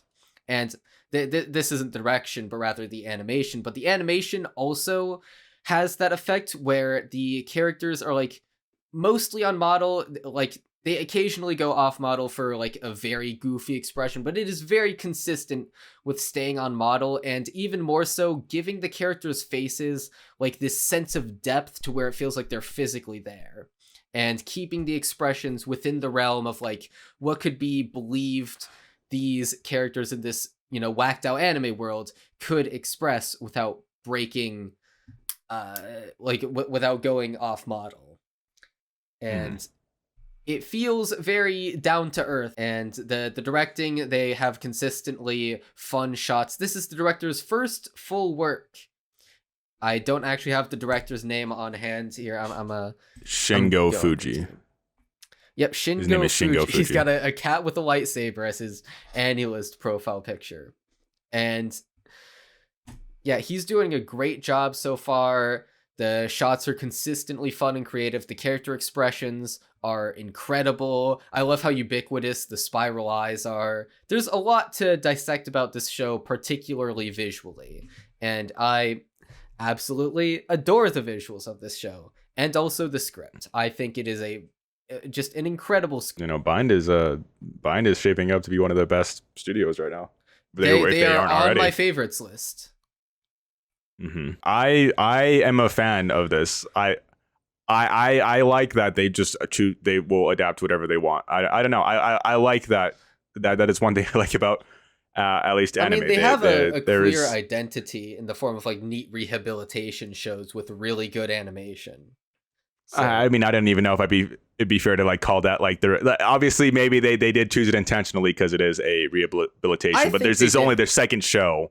I don't know if it'd be fair to say that this is their. And I know you can't really suss out a pattern completely without at least 3, but if I had to decide, I'd say that Bind is trying to. I'm not saying they will always go with neat rehabilitation shows because that's silly. They will obviously branch out from that subject matter, but I think they're trying to immediately make a name for themselves with like our particular style of show, and the best way to do that would be to choose a show that is at least thematically similar to Mushoku Tensei, even if it's a completely different genre and tone. Well, if that's the case, I already have the perfect idea for Bind's next adaptation. You know, if they're all about neat rehabilitation and taking on shows that you might not expect, then there's a certain manga that can greatly benefit from Bind's, sensibilities. I mean, think about it. It's got neat rehabilitation about a weird dude who's not fitting in with society, but might someone's out there to change his ways and get him better shape to fit properly in and redeem him. Crunchy, the answer is obvious. Their next anime is going to be I Want to Punch Women. Yes. I knew that's where you're going with as soon as you said you I thought it was a transition to Ayakashi Triangle. No, I you guys really didn't see that coming. I was like, he's obviously talking about this. I can't even find it on Analyst. Oh, he said it's a Doshin. That's right. I want that to happen now. I want that so bad. Bind. Oh, absolutely deserves it. It'd be a bold step, and it'd be their best animated project yet, too. Yes, it would be a 12 out of 10, 13 out of 10. It would be. Oh, I'm imagining it right now, and I must say it's making me blush a little. But I have no defense for myself. I know that this is an irrational love, but irrational as it may be, it is true. Oh, I agree with him. I think the writing is great. The emotional core, I don't know what else to describe it as, is a very, very good and compelling. It manages to have a lot more like emotional moments than I expected, because their relationship with one another is just super sweet, and you can't bring yourself to hate like Mahiro or even think like he's pathetic for like, because mind you, I mean, he is pathetic, maybe it's an hilariously pathetic. I love him for okay it. I mean like, obviously you shouldn't ever like go to the point where you just give up on life, but I think they're like, I think you can like look at him and be like, okay, this is a guy who gave up on life. He's not a bad person. He just he gave up because his sister was this like person that overachieved, but didn't realize that she's overachieving because she wants to be praised and get closer to her brother. And I don't know, I just like that a lot. I was like, they both misunderstand each other in an attempt to understand each other. See, I find that entertaining, and I'm very forgiving. Well, see, I'm the opposite of that. Yeah. I mean, obviously they're going to do that to a certain extent at the beginning, but I think I'm just very tolerant of like very goofy shows that then go hard into their emotions and like balancing those two. Or not even balancing it, but well, yeah. But I think I'm more tolerant than you are of like sudden shifts into I'm mostly saying this because of the Sangatsu no Lion cast, honestly, but yeah, I don't mind if goofy irreverence is most of the show and then it hard pivots into emotions. I'm very accepting of that stuff, and I like sudden tone shifts, actually. I actively enjoy that, so there you go. I will say, even if I'm not, over the moon about this show, it does have the best ED of the season. the ED is so that dance. The dance with the three girls, me and Neon have seriously had like 3 or 4 conversations just about the 3 girls dancing in the backgrounds. Yeah, marching back and forth. I like the opening better, but the ending's really good too. I don't know which one I prefer. They are both incredible. Oh, this song is great for the opening. Okay. I like the song of the OP, but admittedly, the auto-tune is a little too obvious. I don't really. They just sound like your typical anime girl singing an opening to me. I don't really get that. I picked up on it immediately, and I thought it was a little... It's definitely more than usual with OPs, but I'm able to overlook it, especially after like a few re-listens. I was like, it's catchy though. I like it. And it has such good animation and storyboarding that it's like, you don't even really need to pay attention. It's a toss-up. Okay, that is seared into my brain. I love that. I mean, it's cute. Yeah, obviously. This is going to be so niche that no one's ever going to relate with me on it. But I like how the artist who animated the ED... like, whenever the characters are viewed at a distance, their eyes lose their color and become pure black. I don't know why, but I just like it. Yeah, a little underground show for you. Yeah, I've never heard of that one before. God, Neon's never recommended his favorite cartoon to me on a monthly basis. I thought the animation was really clean, but I didn't have time to watch the full episode. Damn. You hate to see it. Well, did you have enough time to watch the entire first episode of Ayakashi Triangle, anime of the season?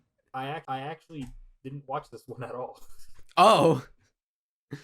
So, me and Neon have been hyping this up in voice calls together for a long time as basically shonen but bad. And we were even contemplating talking about it on the podcast as like literally watching the entire show, hate watching it, and making 2 podcast episodes. It's okay. I'm gonna very much better. disagree with you guys. Hold on, no, I think I'm gonna agree with you more than you expect me to, Kikazu, because those were my expectations. But the actual show, it's fine. It's perfectly serviceable, but I would not go out of my way to watch it at all. No, we don't agree. Okay. I love the manga for this. I don't think the adaptation is perfect. The second episode had some was rough around the edges. First episode as well, but it was better animated. I didn't expect perfect animation. It's an ecchi series first and foremost. That's just bound to happen. Onimai, yes, is ecchi to a degree, but this one is straight up nudity. There's an uncensored version coming out. This was just bound to happen. So I'm not like being super critical about it. Well, I didn't watch Interspecies, but sure, I guess. Counter argument: My Dress Up Darling. Well, there's no nudity in that. To be fair, and that that's a isn't rom-com. like straight up nudity. Okay, I mean, yeah. Oh, I mean, it's crazy edgy. Yeah, no, it's straight edgy. I'm not saying it's always going to happen, but actually, the expectation most of the time is that you're gonna get average to good animation. You're not gonna get like fantastic. You got outliers like Dress Up Darling. That's kind of why it's so popular. It's because that animation was insane on booby jiggles in the second episode. It's like, come on. I mean, I guess expectations do play a role. And to be fair, this show does look like perfectly serviceable. But, oh, bruh. I don't think he was just the artist for Celebrity. I'm pretty sure he wrote that too. It says Oh, he didn't write it. Okay. Yeah, he just did the art. But yes, he writes and does the art for Ayakashi Triangle, and he is one of the biggest faces in ecchi. The manga I think personally is great. It got basically too steamy to the point where they had to move it to Jump Plus. It was running a weekly Shonen Jump, believe it or not, up until chapter like 80 or something, and then they had to move it to Jump Plus about a year ago. So it is a weekly Shonen Jump one. This is what, the only one from that magazine technically running in there in the season. I think, yeah, I personally, so I'm a big ecchi fan. I'll just admit it. I've said it before. I just love ecchi. And I unironically do like ecchi for the plot. This is one of them. I genuinely like that it takes its story seriously. And even the whole gender bend concept thing too. Like they play around with that because the whole reason he says in the first episode that he transforms them is so they can't fall in love. Obviously, that's Shirogane is homophobic. I repeat, they expand on that later. They basically call out like how dumb that is later, and there's a reason that he thinks like that. And I like that. Basically, yes. Boomers, am I right? It's basically because he's a fucking boomer, and then but yeah. So I like that. I like the whole gender swap thing. It's just an excuse to get Yuri going. And then why do you need an excuse? Just make him a woman. Well, okay, Yuri and some regular. I don't want to like spoil anything. True. It gets everything and like at once. Because again, I don't want to spoil like much, but there's other things that come like that. There's benefits of having this happen. She's not chubby. She just has big thighs. They show her naked. She fills out her size. I mean, if you want to call her chubby, I guess, but she does like fill out. Like he's good at drawing, bodies. I don't know. I liked how the anime looks. I think the art style looks nice. The character designs translated well.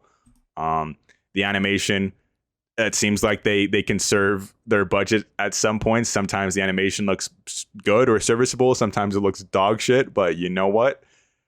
The ecchi is what matters most. We won't get it uncensored until September. So you were saying that you watched this for the plot, and there is a plot, yes. Yeah, but there is one bit of the plot that I find eyebrow raising and not in a good way. It's I would at least call it a quasi plot hole. They do address it, but I don't buy their explanation at all. So Matsuri, I think that's it. Yeah, Matsuri. So basically, Suzu is this like she basically attracts a bunch of Ayakashi because of the way she can see them, they can both see them, and she attracts them. And Matsuri is basically like this ninja exorcist who gets rid of the Ayakashi. And the reason why is because Suzu attracts them. And while most Ayakashi are good, some of them are not very, such as homophobic Shirogane. And he becomes this not Ayakashi, ninja exorcist. Yeah, exorcist ninja. But for whatever reason, he doesn't tell Suzu that she attracts Ayakashi, and they address this, right? And he literally says like, how was I supposed to tell you that Ayakashi get drawn to you? And I'm like, what hold on, why would that be awkward? I mean, all right, I can buy into the idea that she wouldn't realize they were actively being attracted to her based on that, just because she doesn't have enough people to reference it off of. But I do not buy that Matsuri wouldn't tell her. Why is this? Am I missing something? Why is it awkward? Just tell her. What's the ramifications other than her being safer and dispelling a misunderstanding so that she doesn't hate you for no reason? It's dumb. I am like looking at the manga right now. I'm pretty certain you're misremembering that. I remember that distinctly from the anime. Like they say that, but I'm pretty sure they don't say that until after the whole Shirogane thing.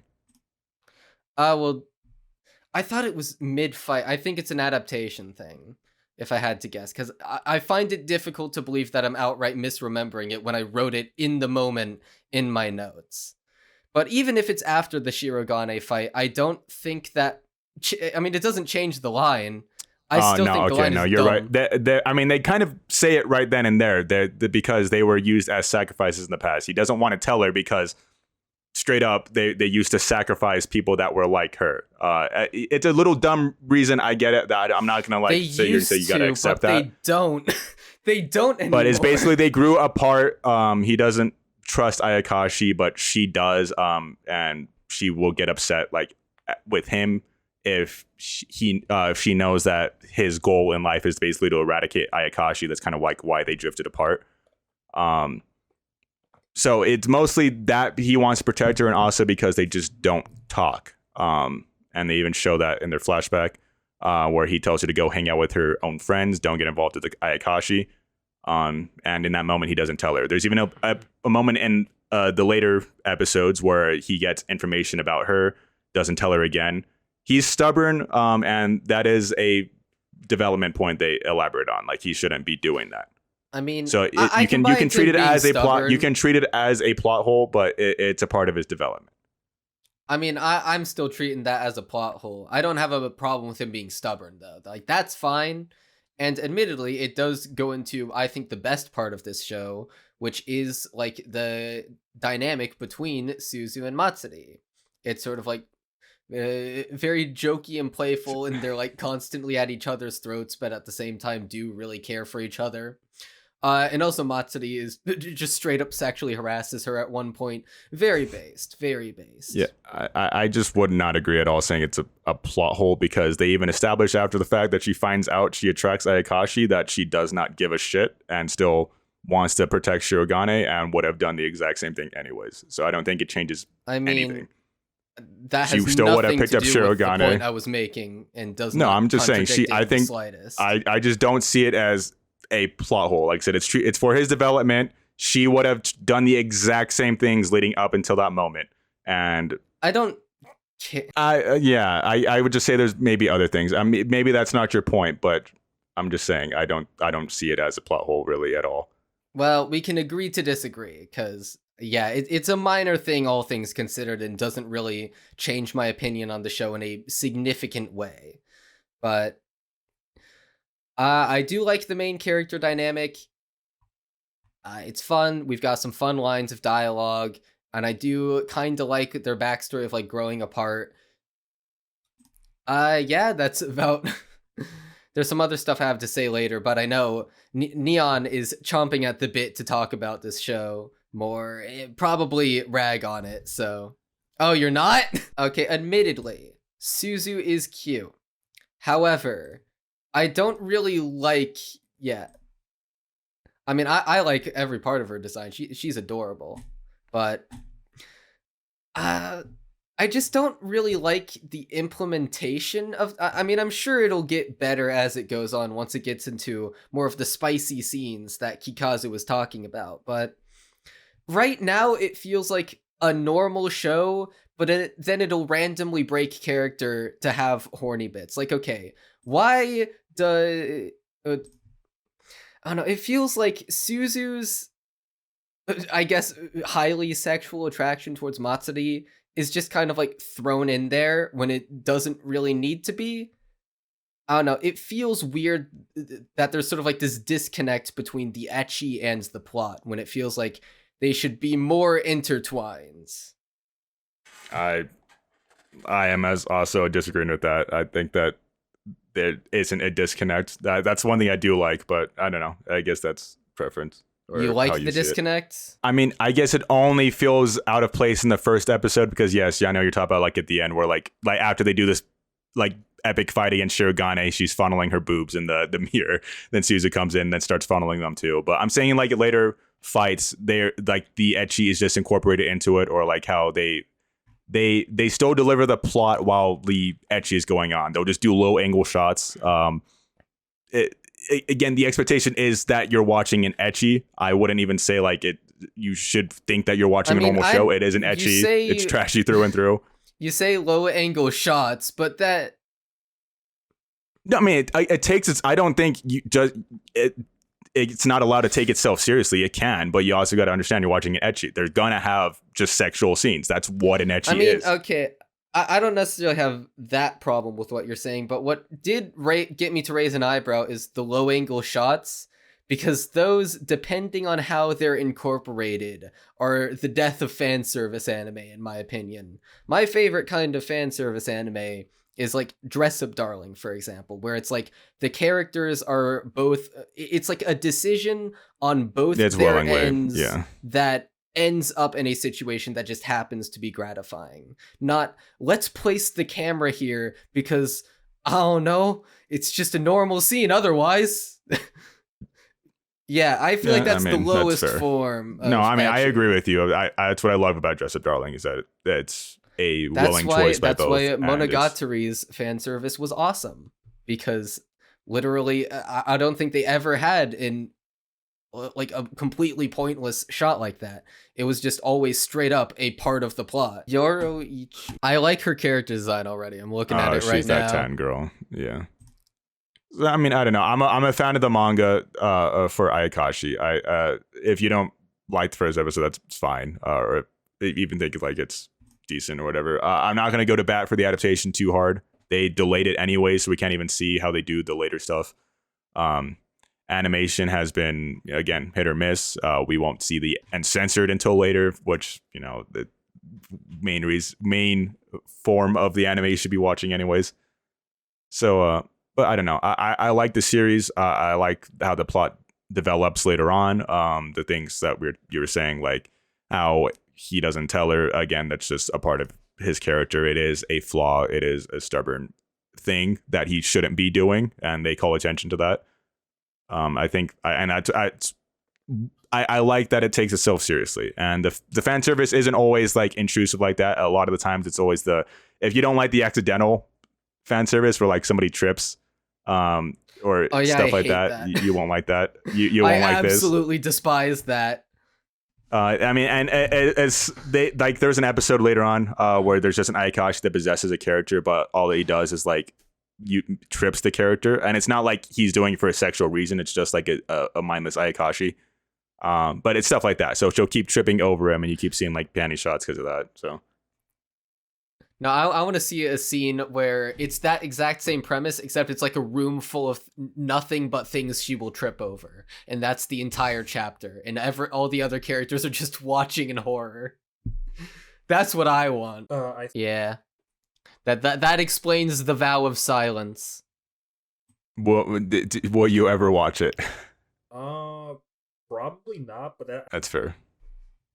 I wouldn't be entirely against another episode, but I would not go out of my way to do so. I would have to be very bored. I will say it gets a lot better as it gets. Suzu was very cute, so that might bring me back. Yeah, I do like the beginning, but I will say like the stuff I really like is a lot later. So it is a hard sell at the beginning because they kind of just spend the first few chapters and episodes trying to like establish the world, how Ayakashi function. And then throw in their shameless ecchi scenes, obviously, before getting into like the actual like plot. They just revealed in this last episode like why Suzu is the way she is, and then from here on out it like kind of keeps developing into something bigger. Yes, devolving or devolving because the ecchi does get like more. There's nothing ever degenerate. It's all like, again, it was Weekly Shonen Jump. They can't exactly like go extremely far. Yeah, but it was I haven't read that, but I'm just I mean, it's a good market. It's mostly just a lot of feet shots. If you're a feet guy, you'll love this. Yeah. I need to read the manga. Yeah, it's all feet stuff, and it's all like Yuri bait. No, that was a joke. In Minecraft. All right, well, I think we've said all we need to say about Ayakashi Triangle. So now, fellas, it's about that time once again. Oh, let's get ready to Isekai League!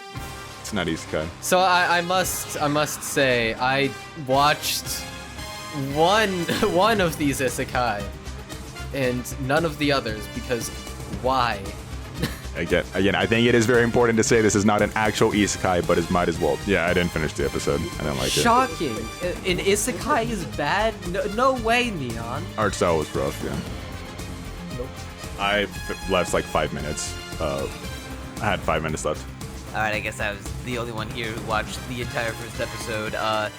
It's very unremarkable. It's just another John Every Anime is actually the strongest magic boy at this magic school, and all the girls want his dick.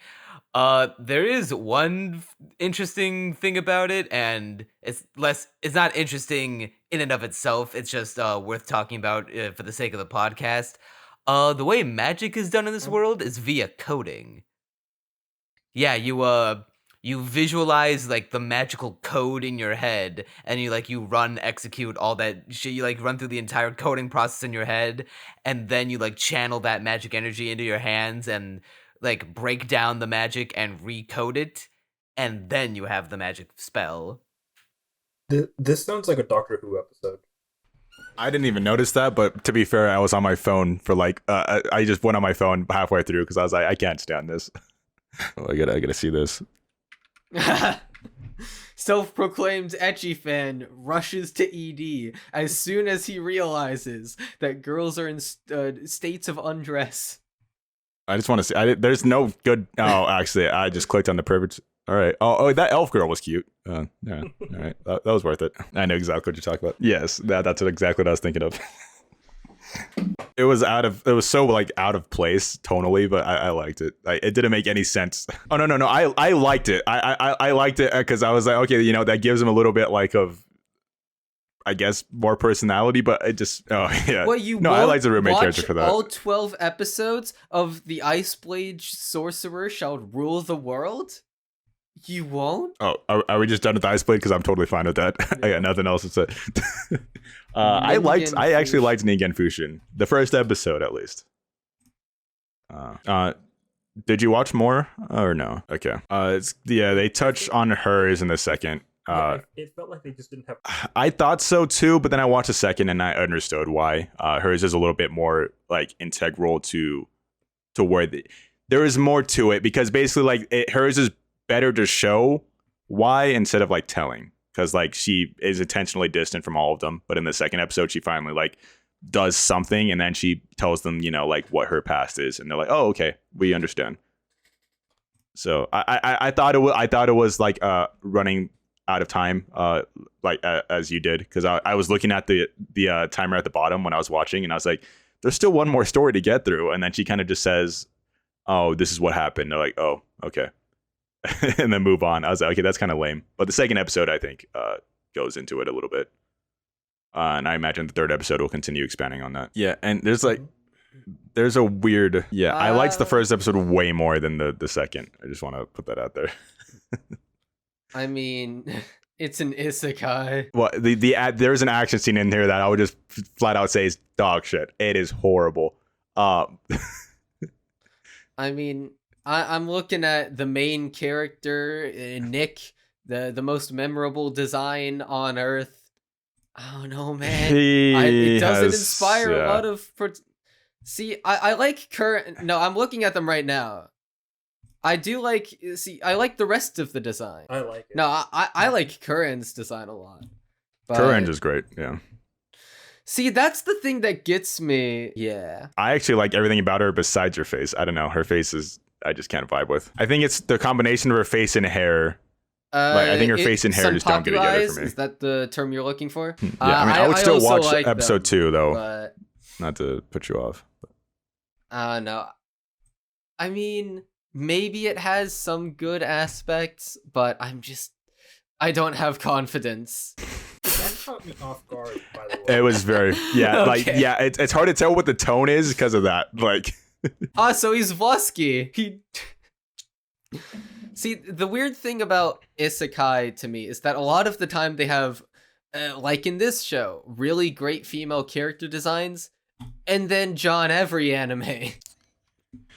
Not really. I mean, I'm looking at it. That orange is putting in a lot of. That orange is doing a lot of heavy lifting on his on his shoulder. I mean, I wasn't talking about the outfit. I'm talking solely about his. Just how he looks, his face and his is so name is literally Nick. His name is literally Nick yeah, too. Nick, He's Nick Everyman. Memorable.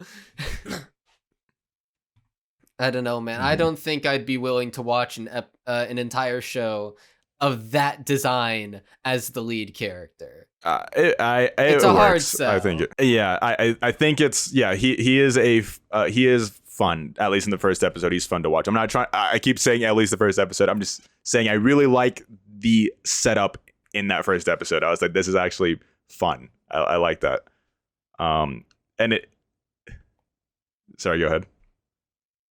Okay, we're gonna. I was gonna say the tone is hard to figure out too, because I mean, you watched the first episode. Like, he is an idol otaku. They like make this super funny, but then immediately after, like, you left out, he wasn't just kicked out. He was accused of embezzlement. But then later, turns out the hero's party just conned him. Out of all of that, like I'm pretty sure they said that in the first episode. Yeah, well, and yeah, it was that. He was accused of. Yeah, he was accused of embezzling because they think he's the one that took the money. I forget if they were the ones that actually conned him out of that, or vice versa. But regardless, they kicked him out for that reason. So he is bitter with them for that because he got blamed for something. They all got blamed for something they didn't do. And then the priest later on, you find he gets. Yeah, he got Me Too'd. He got accused of fucking sexually assaulting this the village child who was in love with him, and he turned her down because he's like, dude, no. Yeah, so then he spirals, out and becomes he just loves women. So he's just having sex with a woman all the time now, even though he's a priest. So yeah. Yeah. Yeah, horse gambling, right? Horse racing. I mean, hey, it's how it happens in the real world. Yeah, do not stop gambling. That's the best rule ever. Yeah, go ahead. There's literally a slideshow at one of the points. It's horrible. It's really rough. Like, the action throughout the episode is decent because they're like fighting slime, so it's like, a quick slice or jab. But then there's like an epic fight at the end where they fight a ogre king, I believe. It's horrible. It's not good. Episode 2, yeah. The budget is already falling apart. Either that or it was that rushed. I don't even know how to describe it. It was just rough. But yeah, same with you. I'm not over the moon with it or anything, but I that first episode did really sell me.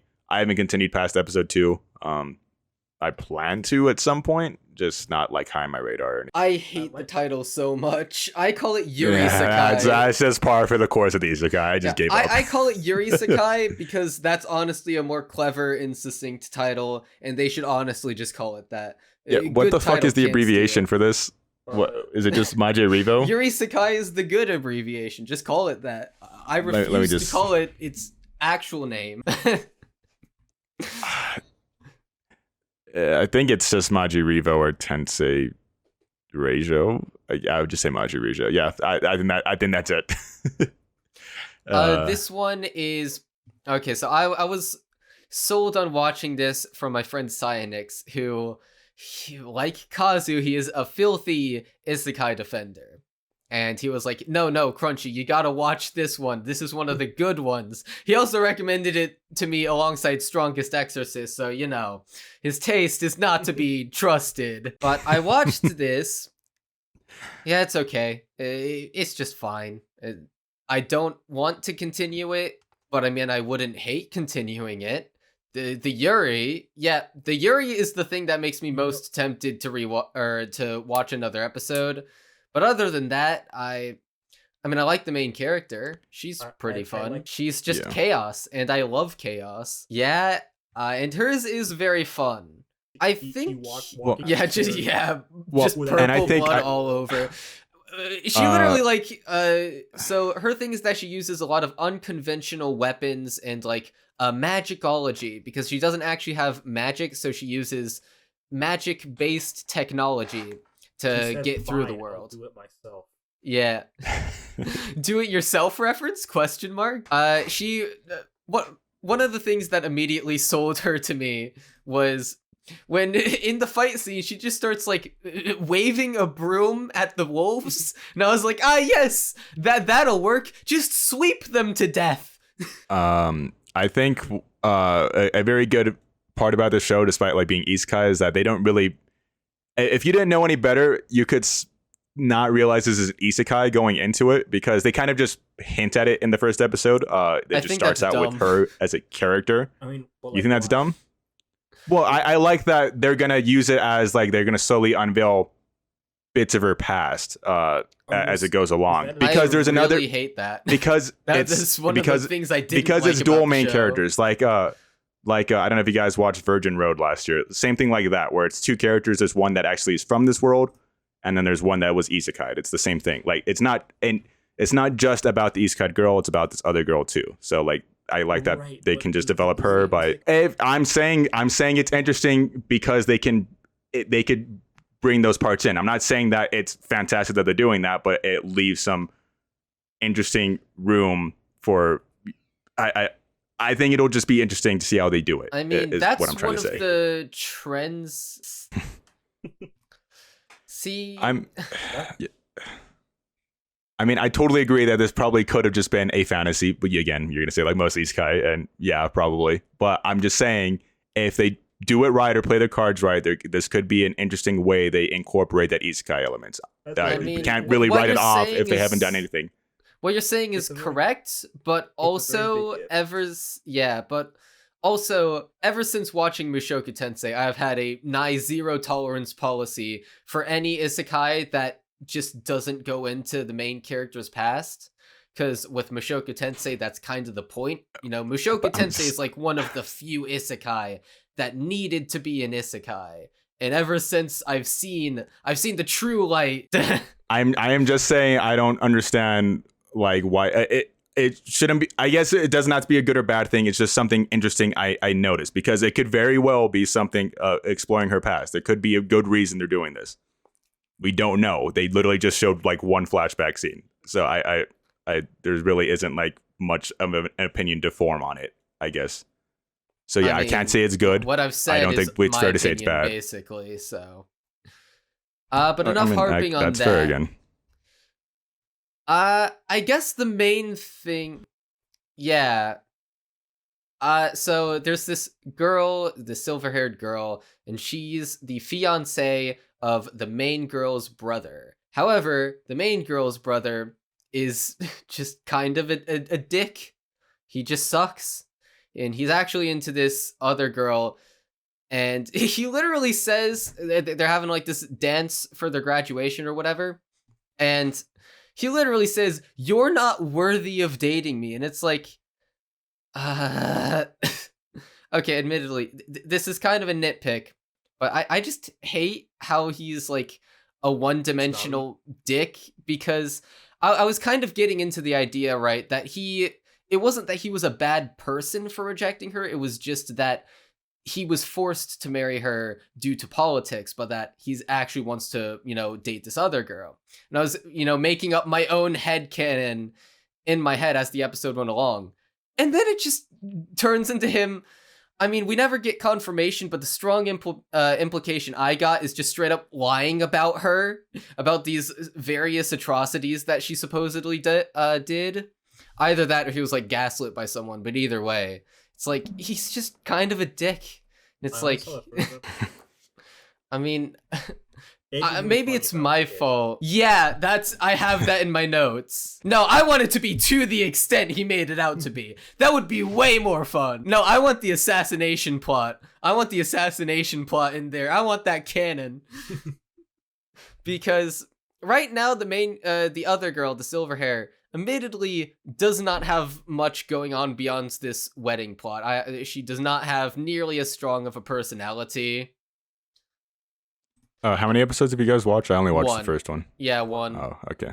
I mean, to be fair, we did only see that end part too. Yeah. It's mostly her getting ragged on. Yeah. Yeah, but to be fair, but Honest's like screen time was mostly her being an active character. Euphyllia is just like on screen getting fucking roasted by the asshole brother. I just don't care about wedding disputes typically. Like I've seen a couple of them in anime. I just kind of get instantly bored whenever they're on screen. And maybe that bias is part of the reason why I did not feel much attachment to this show, despite it being a Yuri, and despite me finding the ending very endearing and very cute. I love how Honest is her name, you said, right? She literally sweeps her up and takes her on her broom, goes flying. It just like immediately decides like, okay, hey, you're feeling bad, let's like go on an adventure or whatever. I'll just be your girlfriend now. I'll just be your wife. I think the haphazard way it's all set up is very in character for her, very characterizing, very fun. But I don't know. I guess it just lacks an X factor that like hooks me into it entirely. We've got one good character, not really much of a plot except for at the end where it becomes a Yuri, and you know, obviously I like that. We get like this boring wedding thing, like, oh, you're actually not my fiance. I don't like you anymore. And it's like, the Yuri, cool, but you have not sold me on the show yet. You've sold me on a character, not the show. That's the best way I can put it. That makes sense. Yeah, because I mean, the most notable part of the show is, you know, honest. Everything else is kind of like, yeah, it's fun. Yeah, it's not bad. It's just not attractive to me. I mean, the one shot where Honest is like flying for the first time, I thought that was like the best looking part of the episode, and I thought that was a really neat looking shot. Everything else is just kind of, yeah, it's aight looking. Here, you want to know what would hard sell this show to me? If Euphilia actually did all those things, like you were saying earlier. If that was actually the case, I would be instantly on board and it would be on my watching list. Yeah, it feels like a lot of missed potential there and a little disappointing. I'm not opposed to checking out another episode, but I would not go out of my way to do so.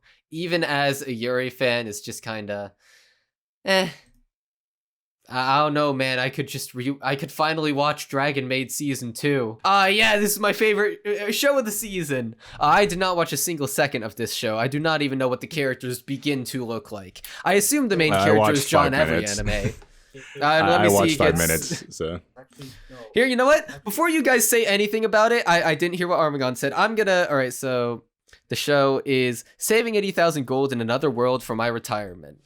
So, he gets isekai'd. He has a John every anime design. There's some cute girls in there. Probably a tsundere. They probably have okay 6 out of 10 to 7 out of 10 designs. Not anything special, but not anything great.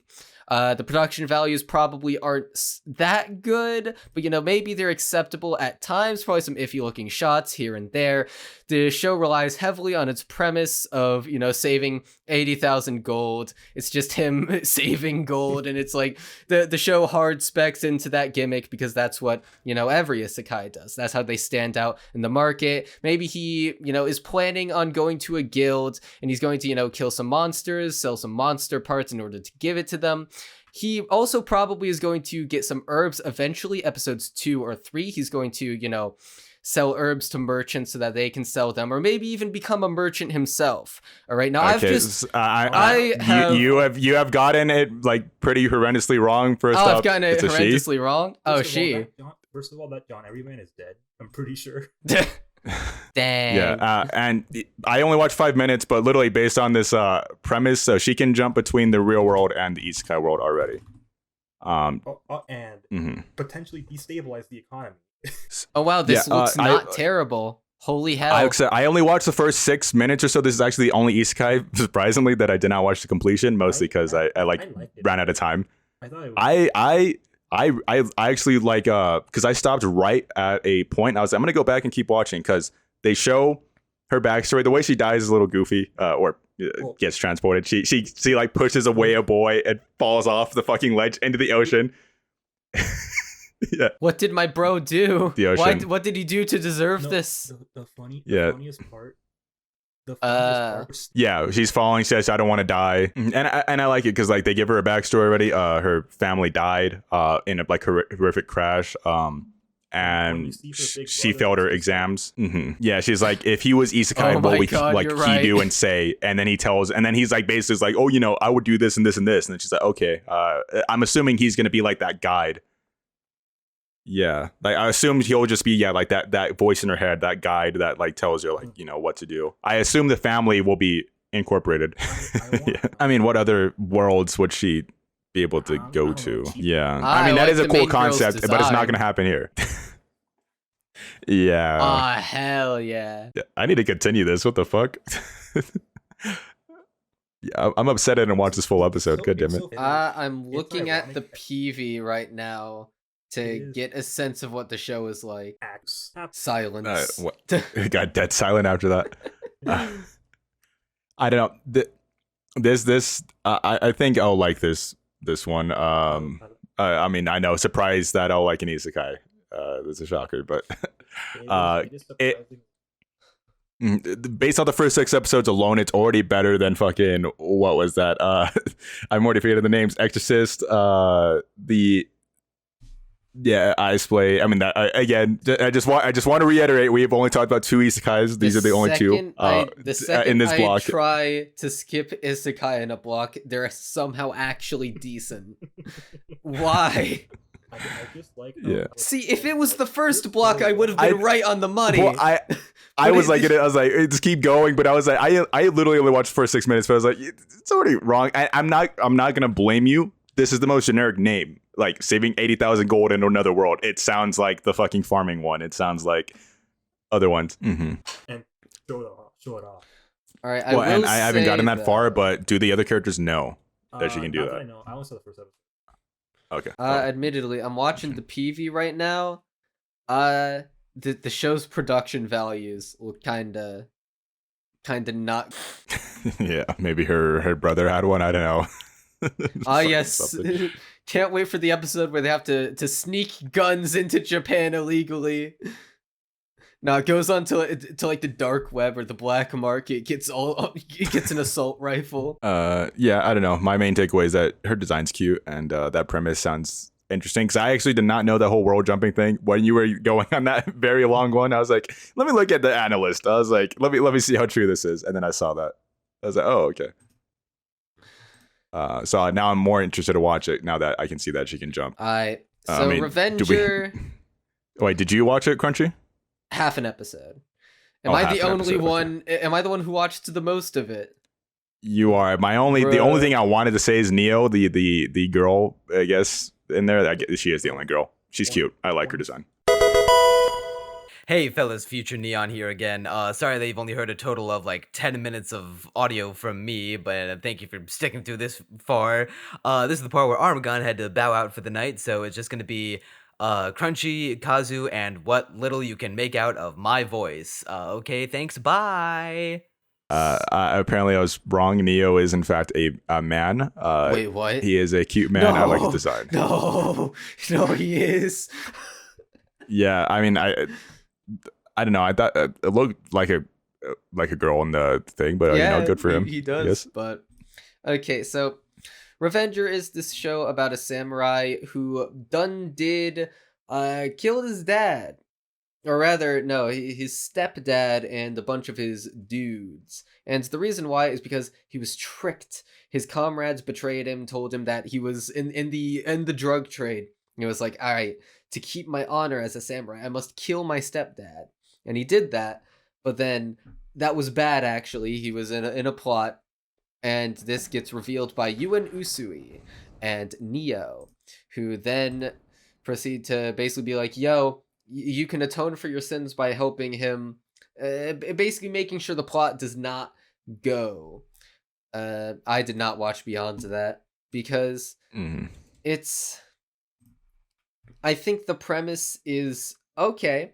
I'm not against the premise. The way it's explored isn't particularly interesting to me. I feel like there were, I guess, better ways you could go around it, or ways more interesting to someone like me. And just didn't really... There was no hook, I guess. Nothing was bad, but there was no hook that immediately got me to be like, okay, I like these characters, I like this thing, I like where this show is going. Nothing like with Onimai or Kana or Trigun. I always want to say Trigun Edge Runners for whatever reason. Trigun Stampede. Those two words don't flow together, so I mean, it makes sense. I only watched just a few because I was crunched for time. This was the very last thing I watched before we hopped on. Or actually, I watched one other thing. This is one of the last ones though. I got 5 minutes in. I'm just also not big on this setting really. Like Samurai Champloo was the one exception to the rule. Demon Slayer and stuff get away with it because there's fantasy elements. But I imagine this one is just samurai, right? It's just gonna be like normal samurai dudes. And the action scene at the beginning had like a bunch of stock action thud sound effects in it, and I could not stop laughing at them. Every time it happens, I was just like, oh no. Gan Urobuchi. I forgot what the name. What? You don't wait, what? Madoka? Wait, what? Wait. Oh, yeah. He did. Oh, original story. Oh, he wrote the story to this. Whoa, wait, what? Yeah, what the hell? I think I heard that like back when this was like announced or like people were talking about that. What the Yeah, he did Fate, he did Madoka. He did Psychopaths, he did. Oh yeah, he did. Out No Zero. Yeah, a bunch of shit. Fate Zero, yeah, season 2. Yeah, I did Fate Zero. Well, goddamn.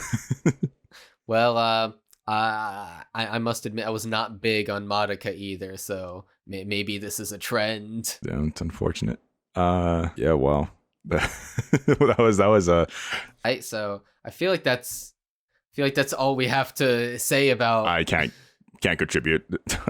Yeah, Spuddle was hyping this one up, and I do see why, because I actually really enjoyed this episode.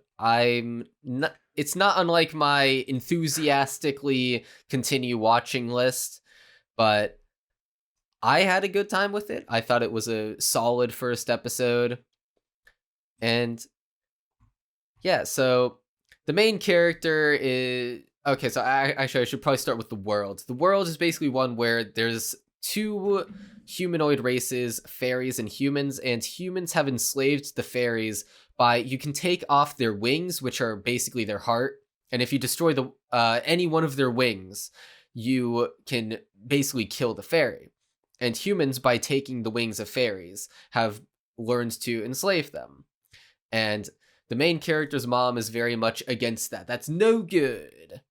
But the main character, in order to, although also being ethically against it, decides to purchase one of these fairies in order to help her on her expedition. Begrudgingly, and she does it begrudgingly, and she promises to release him as soon as she reaches the point she's trying to hit. Make it to. Yeah. Mm-hmm. Yeah, equality. They flipped the script.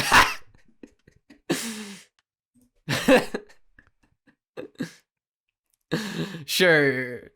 So I mean, well, unless you're gonna get into it, but like specifically who she buys.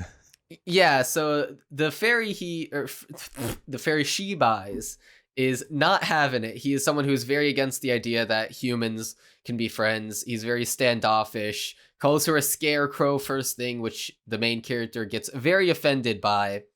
And it's very funny the way the show portrays his standoffishness, because every time he tries to I guess intimidate her, so it's very clear that they're going to become a couple eventually, right? It is, from the premise alone, you could probably figure that out.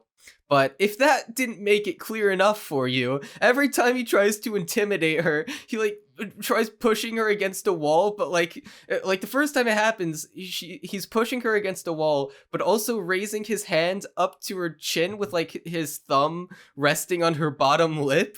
And it's is that supposed to be an intimidation pose? Because that looks more like a bed me stance.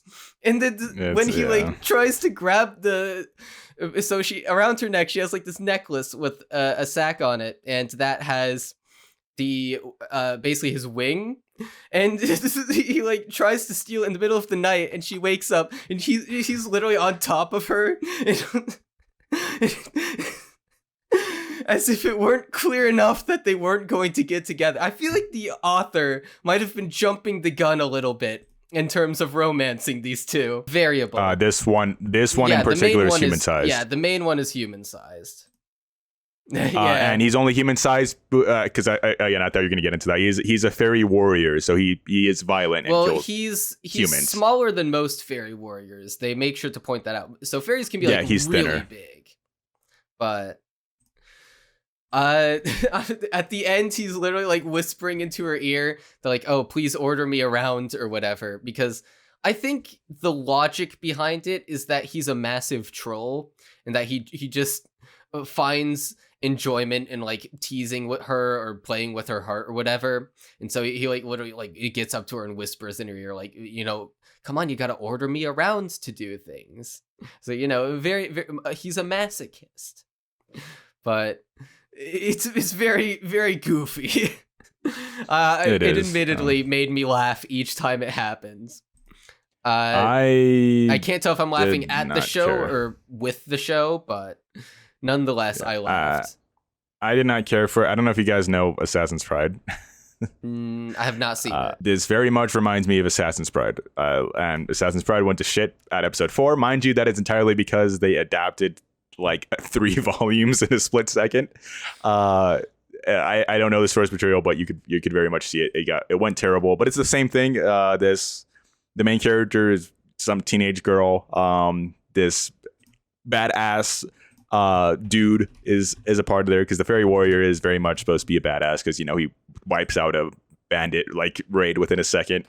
Actually, I really love that moment, because the main girl it gives this face like, oh, you could have done that to me at any moment. You were holding back that whole time.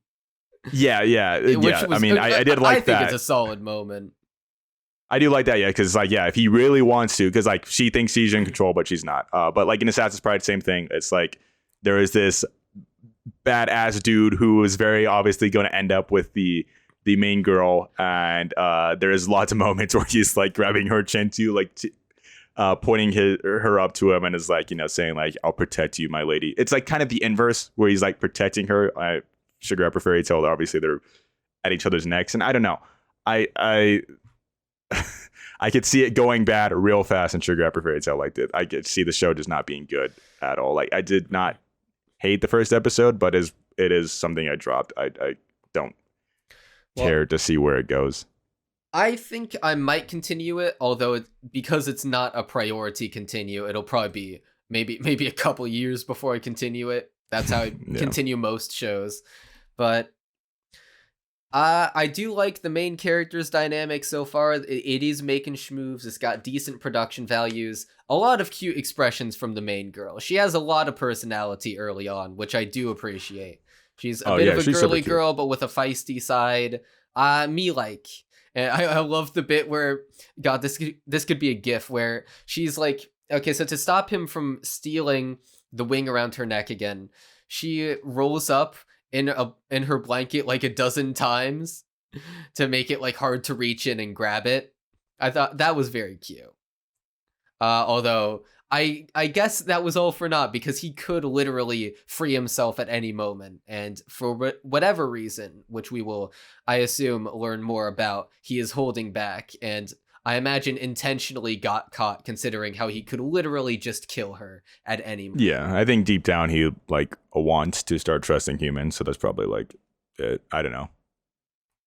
Yeah, I mean, he does give her like a side eye glance, and while her face is silhouetted against the sun. So, I mean, I think I think he's getting a feeling or two for her.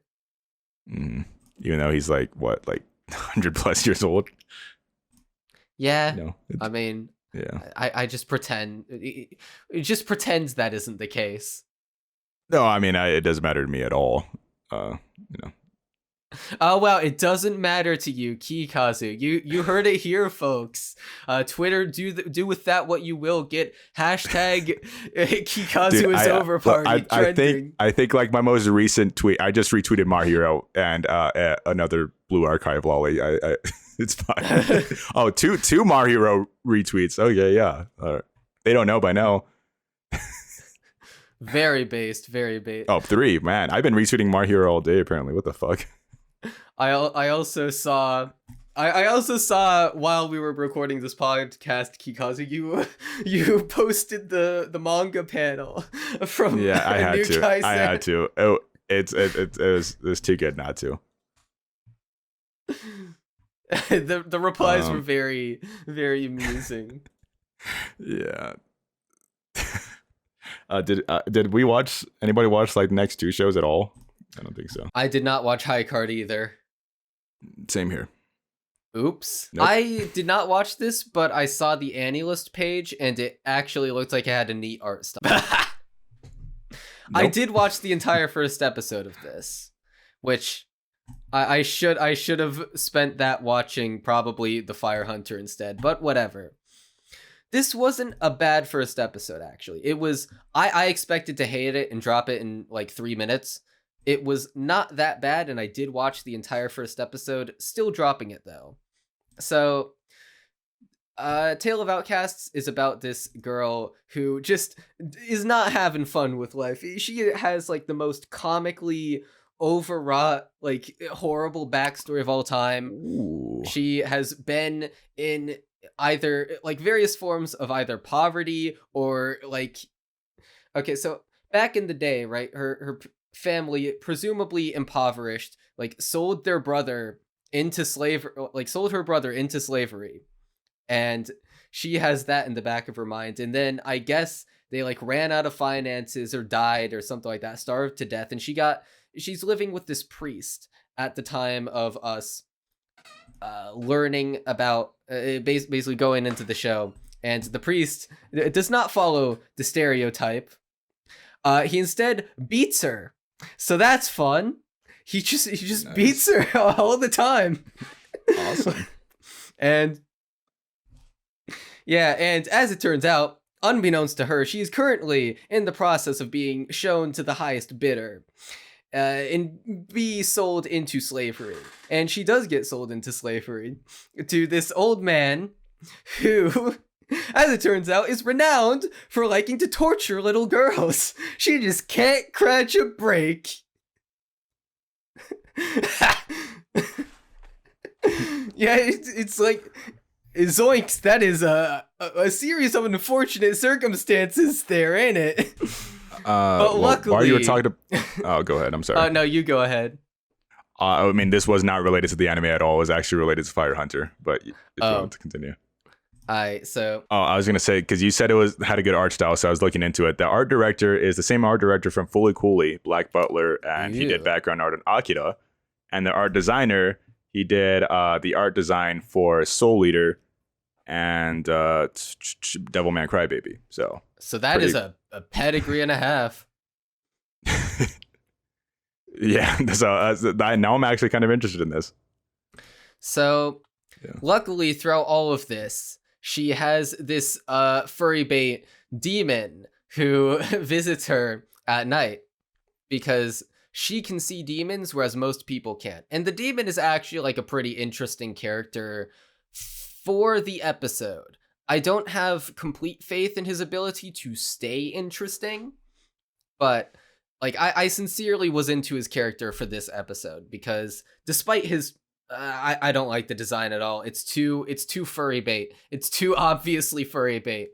But basically his thing is that he lives for hundreds of years and isn't seen by most people.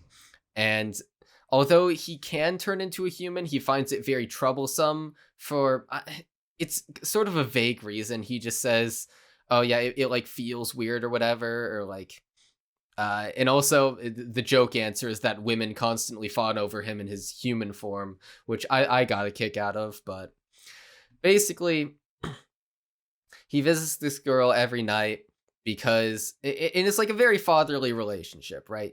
It is not degenerate at all, thankfully. It is very much like he's just a father to this little girl. Literally tells her stories at night so that she can go to bed. It's very wholesome, very fun, except for all the, little girls getting beaten and tortured. But aside from that, very wholesome fun for the entire family.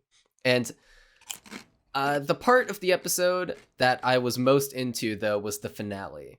So, for context, the demon dude is like, yo, I'm unattached to the world, apathetic, yada yada. I'm Ichan. I'm suffering, yada yada. And he's like, he has no reason to save this girl from slavery. So he lets the girl get sold. But then he quickly overhears a conversation where the priest is like, yeah, the dude is known for torturing people. And he's like, oh, I'm not so untethered and attached, am I? He literally like turns into just a fireball and zooms over there to come save her. And he eventually, he takes the girl. Well, okay, so his first plan is to use money, but the old dude who likes torturing people is like, nah, you ain't having it. She's cute. So the demon's like, yo, I'ma just knock you into the wall of your mansion until you get knocked out. And I was like, based. And then he was like, yeah, but I have a demon too. And so the demon comes to face him. And it's established earlier on that like demons, for whatever reason, cannot like stay with humans without either without like forming a pact or taking their soul or something like that. Like there needs to be an exchange. Otherwise, the demon's physical form will fall apart. And so what the girl decides to do is to offer up her vision to the demon, because she says earlier in the episode that, you know, she hates her eyes because back in the day she was bullied for being able to see demons that nobody else could see. But she was thankful for it because she could use that to, you know, see the demon who was like her one respite in her comically terrible life. But she offers that up as like her most precious thing so that the demon's form can stay together. And once that happens, he's able to beat back the other dude's demon. And at the end of the episode, it's shown that basically this show's whole premise is like this very heartfelt journey of, you know, this fatherly figure taking who is de facto his daughter at this point on a journey where she can't see, but he gets to like describe the world to her and protect her and whatnot. And I think that's a cool premise. It's just that the first episode with its over-the-top, cartoony, just ridiculously tragic backstory didn't really sell me on its storytelling capabilities. The ending was actually like decently tense, and I loved the way the demon's character arc sort of resolved, but I don't know, man. The production values aren't that great. I dislike the character designs.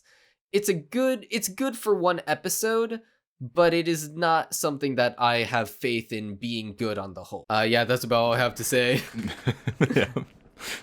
I can't say anything. I've never heard of the show before, so. And you gonna bang with this one though. Yeah, and this was technically came out last year. If you want to, right? Wasn't it December? If you, yeah. I mean, it's a winter. But yeah, I don't know. I saw one of you post in the chat earlier about like I think what Totolini did though.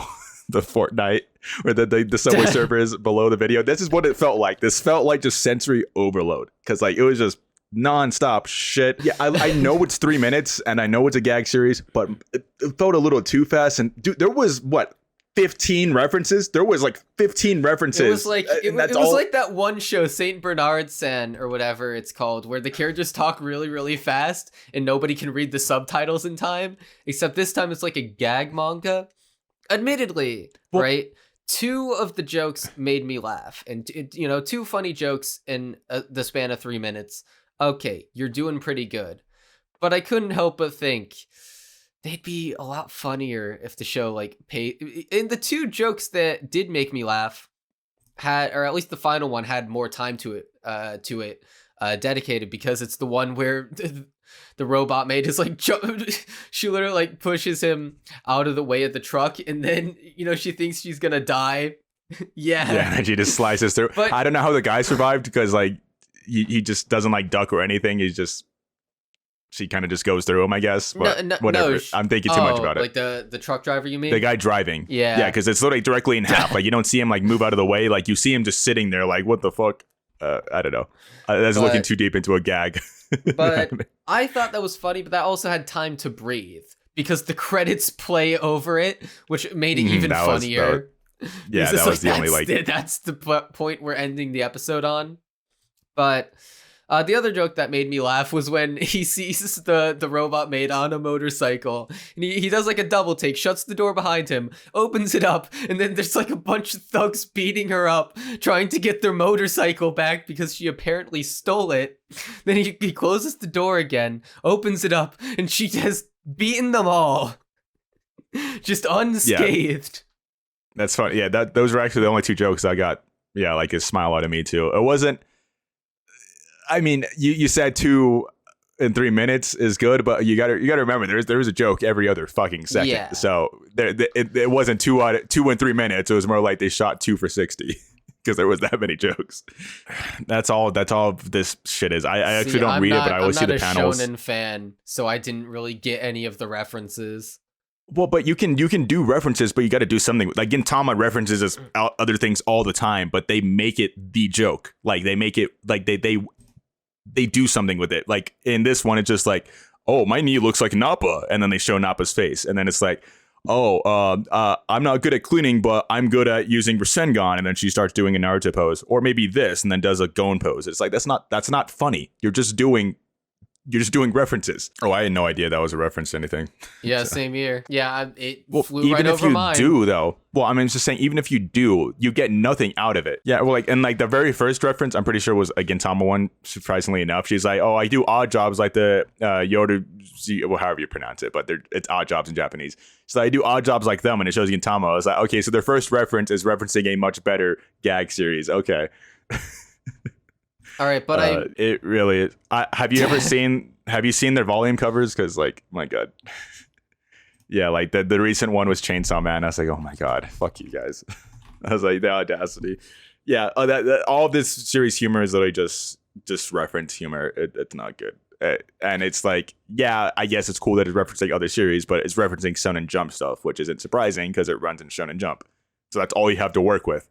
But the real question is, would Digi still watch it in 2x? I mean, I just don't watch anything in 2 times speed in general, but yes, yeah, this would absolutely give somebody a fucking aneurysm. It would be horrible. I, that's just a skill issue. I watched it in 3x personally. I got nothing else to say on this. Fuck this show. I'm just gonna drop it. I don't really care about it. I feel like it might be funnier in manga form when it isn't cramming everything into 3-minute episodes. Maybe. I feel like the voice work wasn't terrible, so I don't know. Like, I guess terrible. What I even said wasn't terrible. It was fine. It's just the fact that it's talking really fast, like it's grating. But yeah. I mean, considering they were able to talk that fast, they're probably pretty good voice actors. Yeah. I mean, I should backpedal a bit. I would say it's good. It's good voice work. It's just, and that's kind of like what makes some of those jokes work. Like when he's like yelling when he's opening the door, like, "Oh shit, you beat all those guys." It's like, yeah, that's kind of funny. Or like when they're doing the slow mo, I'm pretty sure they like made their voices deeper while like she was cutting through the truck, just stuff like that. But I don't know how that would work in manga form. I feel like that would get bad because I'm reading the new gag manga right now, and it's not funny at all. So I don't think Boku or me and Roboko would be any funnier. And with that, we were in sync. Is it? I feel like summer was at least more barren with shows I enjoyed. This one had a fair few decent ones. 2022. 2021 had a good summer actually, but 2022 was just, I remember it as just a desert. Aptly fitting for the summer season, but I remember that just having like Call of the Night and that was it. And made it well. Oh, and Inukai-san, but I don't like Licorice Recoil though. You know me. I don't like it. I don't like Edge Runners either. Memorable, regardless. Yeah, regardless of like. Yeah, okay, I like that one, but yeah. In terms of originals, yes, that was a barren ass season. Yeah, so I feel justified in saying that is the worst season we've covered so far. Well, see, I like multiple shows this season enough to want to do a podcast on them. It's just a matter of not having time. We're sort of like playing catch up with a lot of our older series right now, and also like. Honestly, Kana would probably have enough to talk about, but also popularity though. But I mean, okay, yeah. Listen, if we're going off of like what's most fitting for the podcast, then sure, this is the worst season. But if we're going off of my personal enjoyment, nah, you can get a lot worse than this. Summer to me was the driest. I mean, yeah, that's fair, but also I don't judge seasons based off of to be fair, you're in the position where you do need to consider that. I don't. I just do what we do for podcasts, and I'm like, I just show up. I mean, I will still say that the production values are bad, but the script is good. Onimai, I'd say there's like 4 shows. I would have to agree. I think Campfire Cooking and Onimai are like the 2 that I would like really go to bat for. But like even then, I think I like Call of the Night better. There are 2 shows that I would really go to bat for, and both could be as good as Call of the Night. And then 2 others that I am enthusiastically watching and probably will either keep up with or watch once they finish airing. There are 3 that I am not sure whether or not I want to drop them, and honestly 2 of them seem like I probably will. And then the rest I dropped, but still. And I just realized I left out Buddy Daddies. I would put Buddy Daddies as the best this season. I need to watch Buddy Daddies. That's on my need to watch list. So I mean, having 2 shows I'm enthusiastic about, though, that means it instantly surpasses Summer on that point alone, because I was never enthusiastic about Licorice Recoil or Edge. Licorice Recoil is overrated for sure. Yeah, but that came out towards the end. It came out some weird like Isekai Oji-san also started in Summer, so I guess I was enthusiastic about that. So there you go. Two shows I was enthusiastic about, but I think this show also has a lot more mid shows, if memory serves me correct. A lot of shows that... We got Nagatoro, come on. We got Nagatoro, come on. Nagatoro's production values have fallen off a cliff, though. I mean, I don't really ever follow you when you say the production value stuff. It doesn't look as pretty as season 1 for sure, but I don't notice anything horribly different. Beaufoury's fun. Five. I gave season 1 a 5 out of 10. God. For sure. I agree. I mean, I'd say there's 2. Okay, one that's definitely a home run, and one that I need to see more than 1 episode of, but is probably a home run.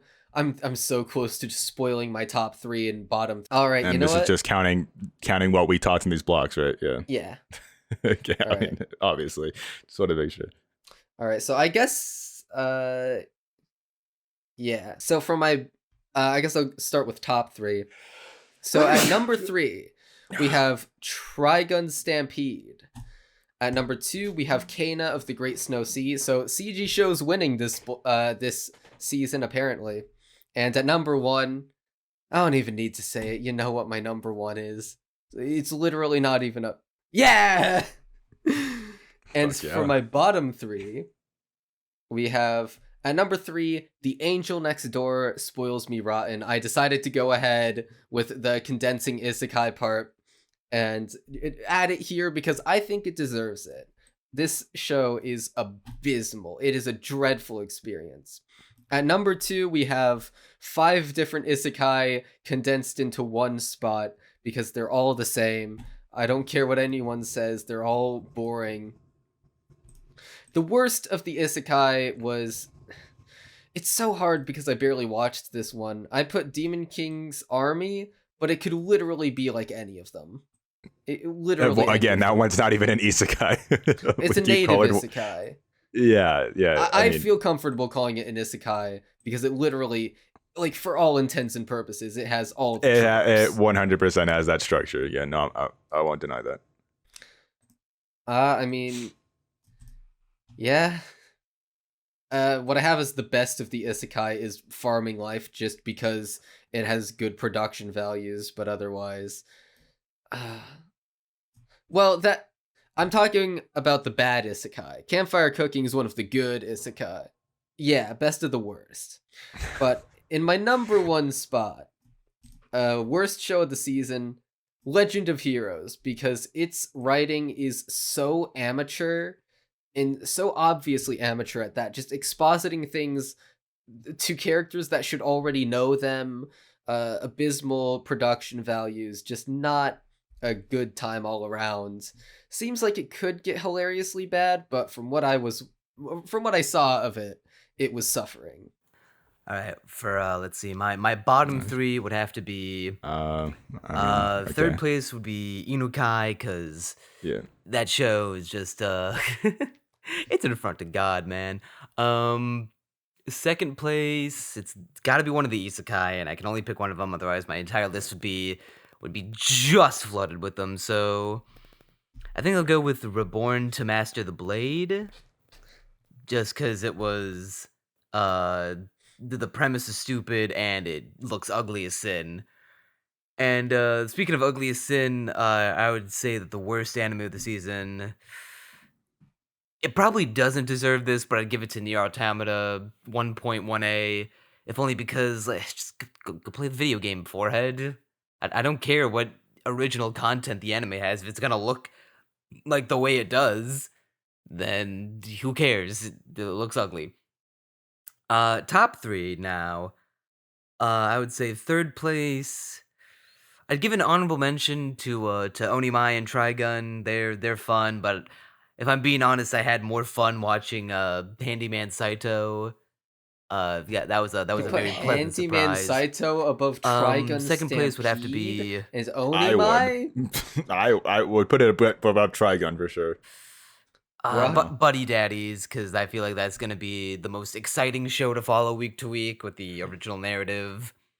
Then it looks real good, the action's real nice, and the concept's really goofy. And judge me, call me a normie if you must, but I think my favorite anime this season was Tomo-chan. Tomo-chan. I just had the most fun with it, man. I am judging you so hard right now. I am too. I have never judged you for your 100%. takes. Neon, you have a lot of weird takes, but I have never judged you as hard as this one. Tomo-chan except for the scrunchy bit, but other than that, Tomo-chan is really unremarkable to me, so I'm very surprised. Like, the script is good, but putting it on. All right, Neon, I'll give you this. In the alternate reality where Tomo-chan has good production values, it might have beaten out Trigun Stampede just barely. Maybe. But otherwise, yeah, you're insane. Nut job, Neon. I'll just go through my bottom three real quick, because I don't have too strong. I just had the list open. Fuck. I would say number three. Let me just look. Number three would probably be man. I would say Strongest Exorcist in Another World is 3. Just really unremarkable. Yeah, it's just a boring isekai. It was very boring. I will put it above the Reborn to Master the Blade, because the baby laser is just too fucking funny. And at least was entertaining to a degree. Probably second, I'll put Chillin' in My 30s. I think that's my second. Let me just make sure. Fuck me. Yeah, I'll put Farming Life as no. Isekai Defender having a mental crisis, trying to rank the isekai he doesn't like. Me and Roboko was so fucking short, I forget it counts. I'm gonna put that at number 2. That was just unpleasant to watch, because my god. And Chilling in My 30s was just, yeah, it was bad. It was just, it wasn't good. The more I think about it, the more I'm just like, yeah, this show's fucking stupid. The main girl is just in love with this guy for no reason. They kind of throw out the entire premise immediately, because he turns out, yeah, he's not this demon that got kicked out of the demon's army. He's just a human, and he's also this human that's a prodigy, and he is good at everything, even though, like, you know, he's past his prime. It's stupid. But the ones I really care about at number 3, for top 3 for me, Campfire Cooking. It's an isekai, very good one. I love that it uses the isekai premise. I like the characters. I liked it so much, I went ahead and read the manga, and I really enjoyed it, and look forward to the anime catching up to all of that. And it's just relaxed. It's just about having fun, and the world itself is interesting, and I just like the entire vibe surrounding it. Number 2, Onimai. Very just good production. love Mahiro and Mihari, like Crunchy was saying. That's really the core of the show. Their dynamic is what really sells it. And all the other characters that they're introducing are just really good. And we were talking about the art style earlier. I wanted to say like that. I think like the cream colors are like what really like make this anime pop. Because there's no other anime that really has this like kind of color palette to it. It's like a lot of cream with My Hero specifically. Yeah, I think absolutely love the color design of that show. Yeah, it's extremely pleasant to look at. So it is like visually gorgeous. I love seeing animation used like Sasuke and like super fluid animation on things that aren't action. I just like seeing it used on mundane things. And yeah, they really cared about making Onimai look good. And it's paying off. It's very entertaining. It's very fun. I'm looking forward to seeing the rest of it. And then number 1 is Buddy Daddies. I am very blown away with how good this show has been. It has been getting better and better with each episode. Like, I know, I can tell, I can see it deep down in my heart that there's going to be a very, very, very sad episode. And I'm not mentally like prepared for it because it's going to suck. Because they were making you really care about like this relationship between them. I hate to keep comparing it to like Spy Family, but I already feel like there's a tighter family unit between these three than there is like with Spy Family and other shows where it's like a found family thing. Like they already feel like they're already positively reinforcing and improving each other's lives. And it's just fun. It's entertaining. It's emotional. The action is good. The comedy is good. The characters are great. Everything about it has been fantastic. I would seriously suggest everybody out there to watch Buddy Daddies. Its comedy is dark. Yeah, like I wasn't expecting it to be this dark, but it's good. Admittedly, I do feel like I'm missing out on the Buddy Daddies hype train. Oh, I think you would. I don't know if you'd like it more than Onimai, and I wouldn't even be like mad if somebody says they like Onimai more. But like judging it is from great. how you're talking about it, I feel like it's at least going to be around to the same quality as like Trigun Stampede, if not better. So, oh, I think it would be in your top 3 or 4 for sure. Yeah, certainly top 4. Judging from what you've been saying about it, I have no doubt about it being top 4. Yeah, no, it's great all around. I think they knocked it out of the park with this one. Yeah, this is their 2 seasons in a row from Akiba Made Wars to this, right? Yep. So yeah, they're doing great. Like keep the original shit coming. This is paying off really well for them. For PA Works. And I think that just about 1 does it. Yeah, that brings this episode of the Castaway Anime Winter 2023 seasonal podcast to a close. Kazu, I'd like to thank you very much for coming on, taking time out of your schedule to join us here. If y'all enjoyed the podcast, please be sure to like the video, head on down to the comments, tell us what you thought of the season, if you think it was as dry as it is, if we made it out to be. And be sure to subscribe to the channel for more episodes of the podcast and videos down the pipeline. I promise, I swear. Go sub to Crunchy's channel, go follow Armagon on Twitter, and go follow Kazu on Twitter and subscribe to both his YouTube channel and the Anime Safe Space podcast channel. You got any cool new projects down the pipeline, Kazu? Yeah, we just started the Half-Assed podcast, which is just an extension of the Anime Safe Space podcast. There should be an episode up by the time this one goes up. I'm not sure. But okay, yeah. Then we should have an episode up on Half-Assed. Like I said, it is an extension of the Anime Safe Space podcast, hosted by me and my friend from the show. And I'm on Twitter, Kikazu, KIIKAZUU. I'm sure it'll be in the description, or probably just you can look it up. It's fine. And yeah, that's about it. You could probably find me. I absolutely love the title of the Half-Assed podcast. Very yeah, my clever. brother came up with it. Yeah, I like it. That brings this episode of the Castaway Anime Podcast to a close. I'm Neon Manta. And I'm Neon Manta. What? And I'm Neon Manta.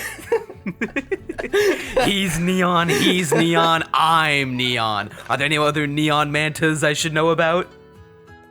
Well, you see, there was a 4th one in the call a while ago. I think you might want to know about that one.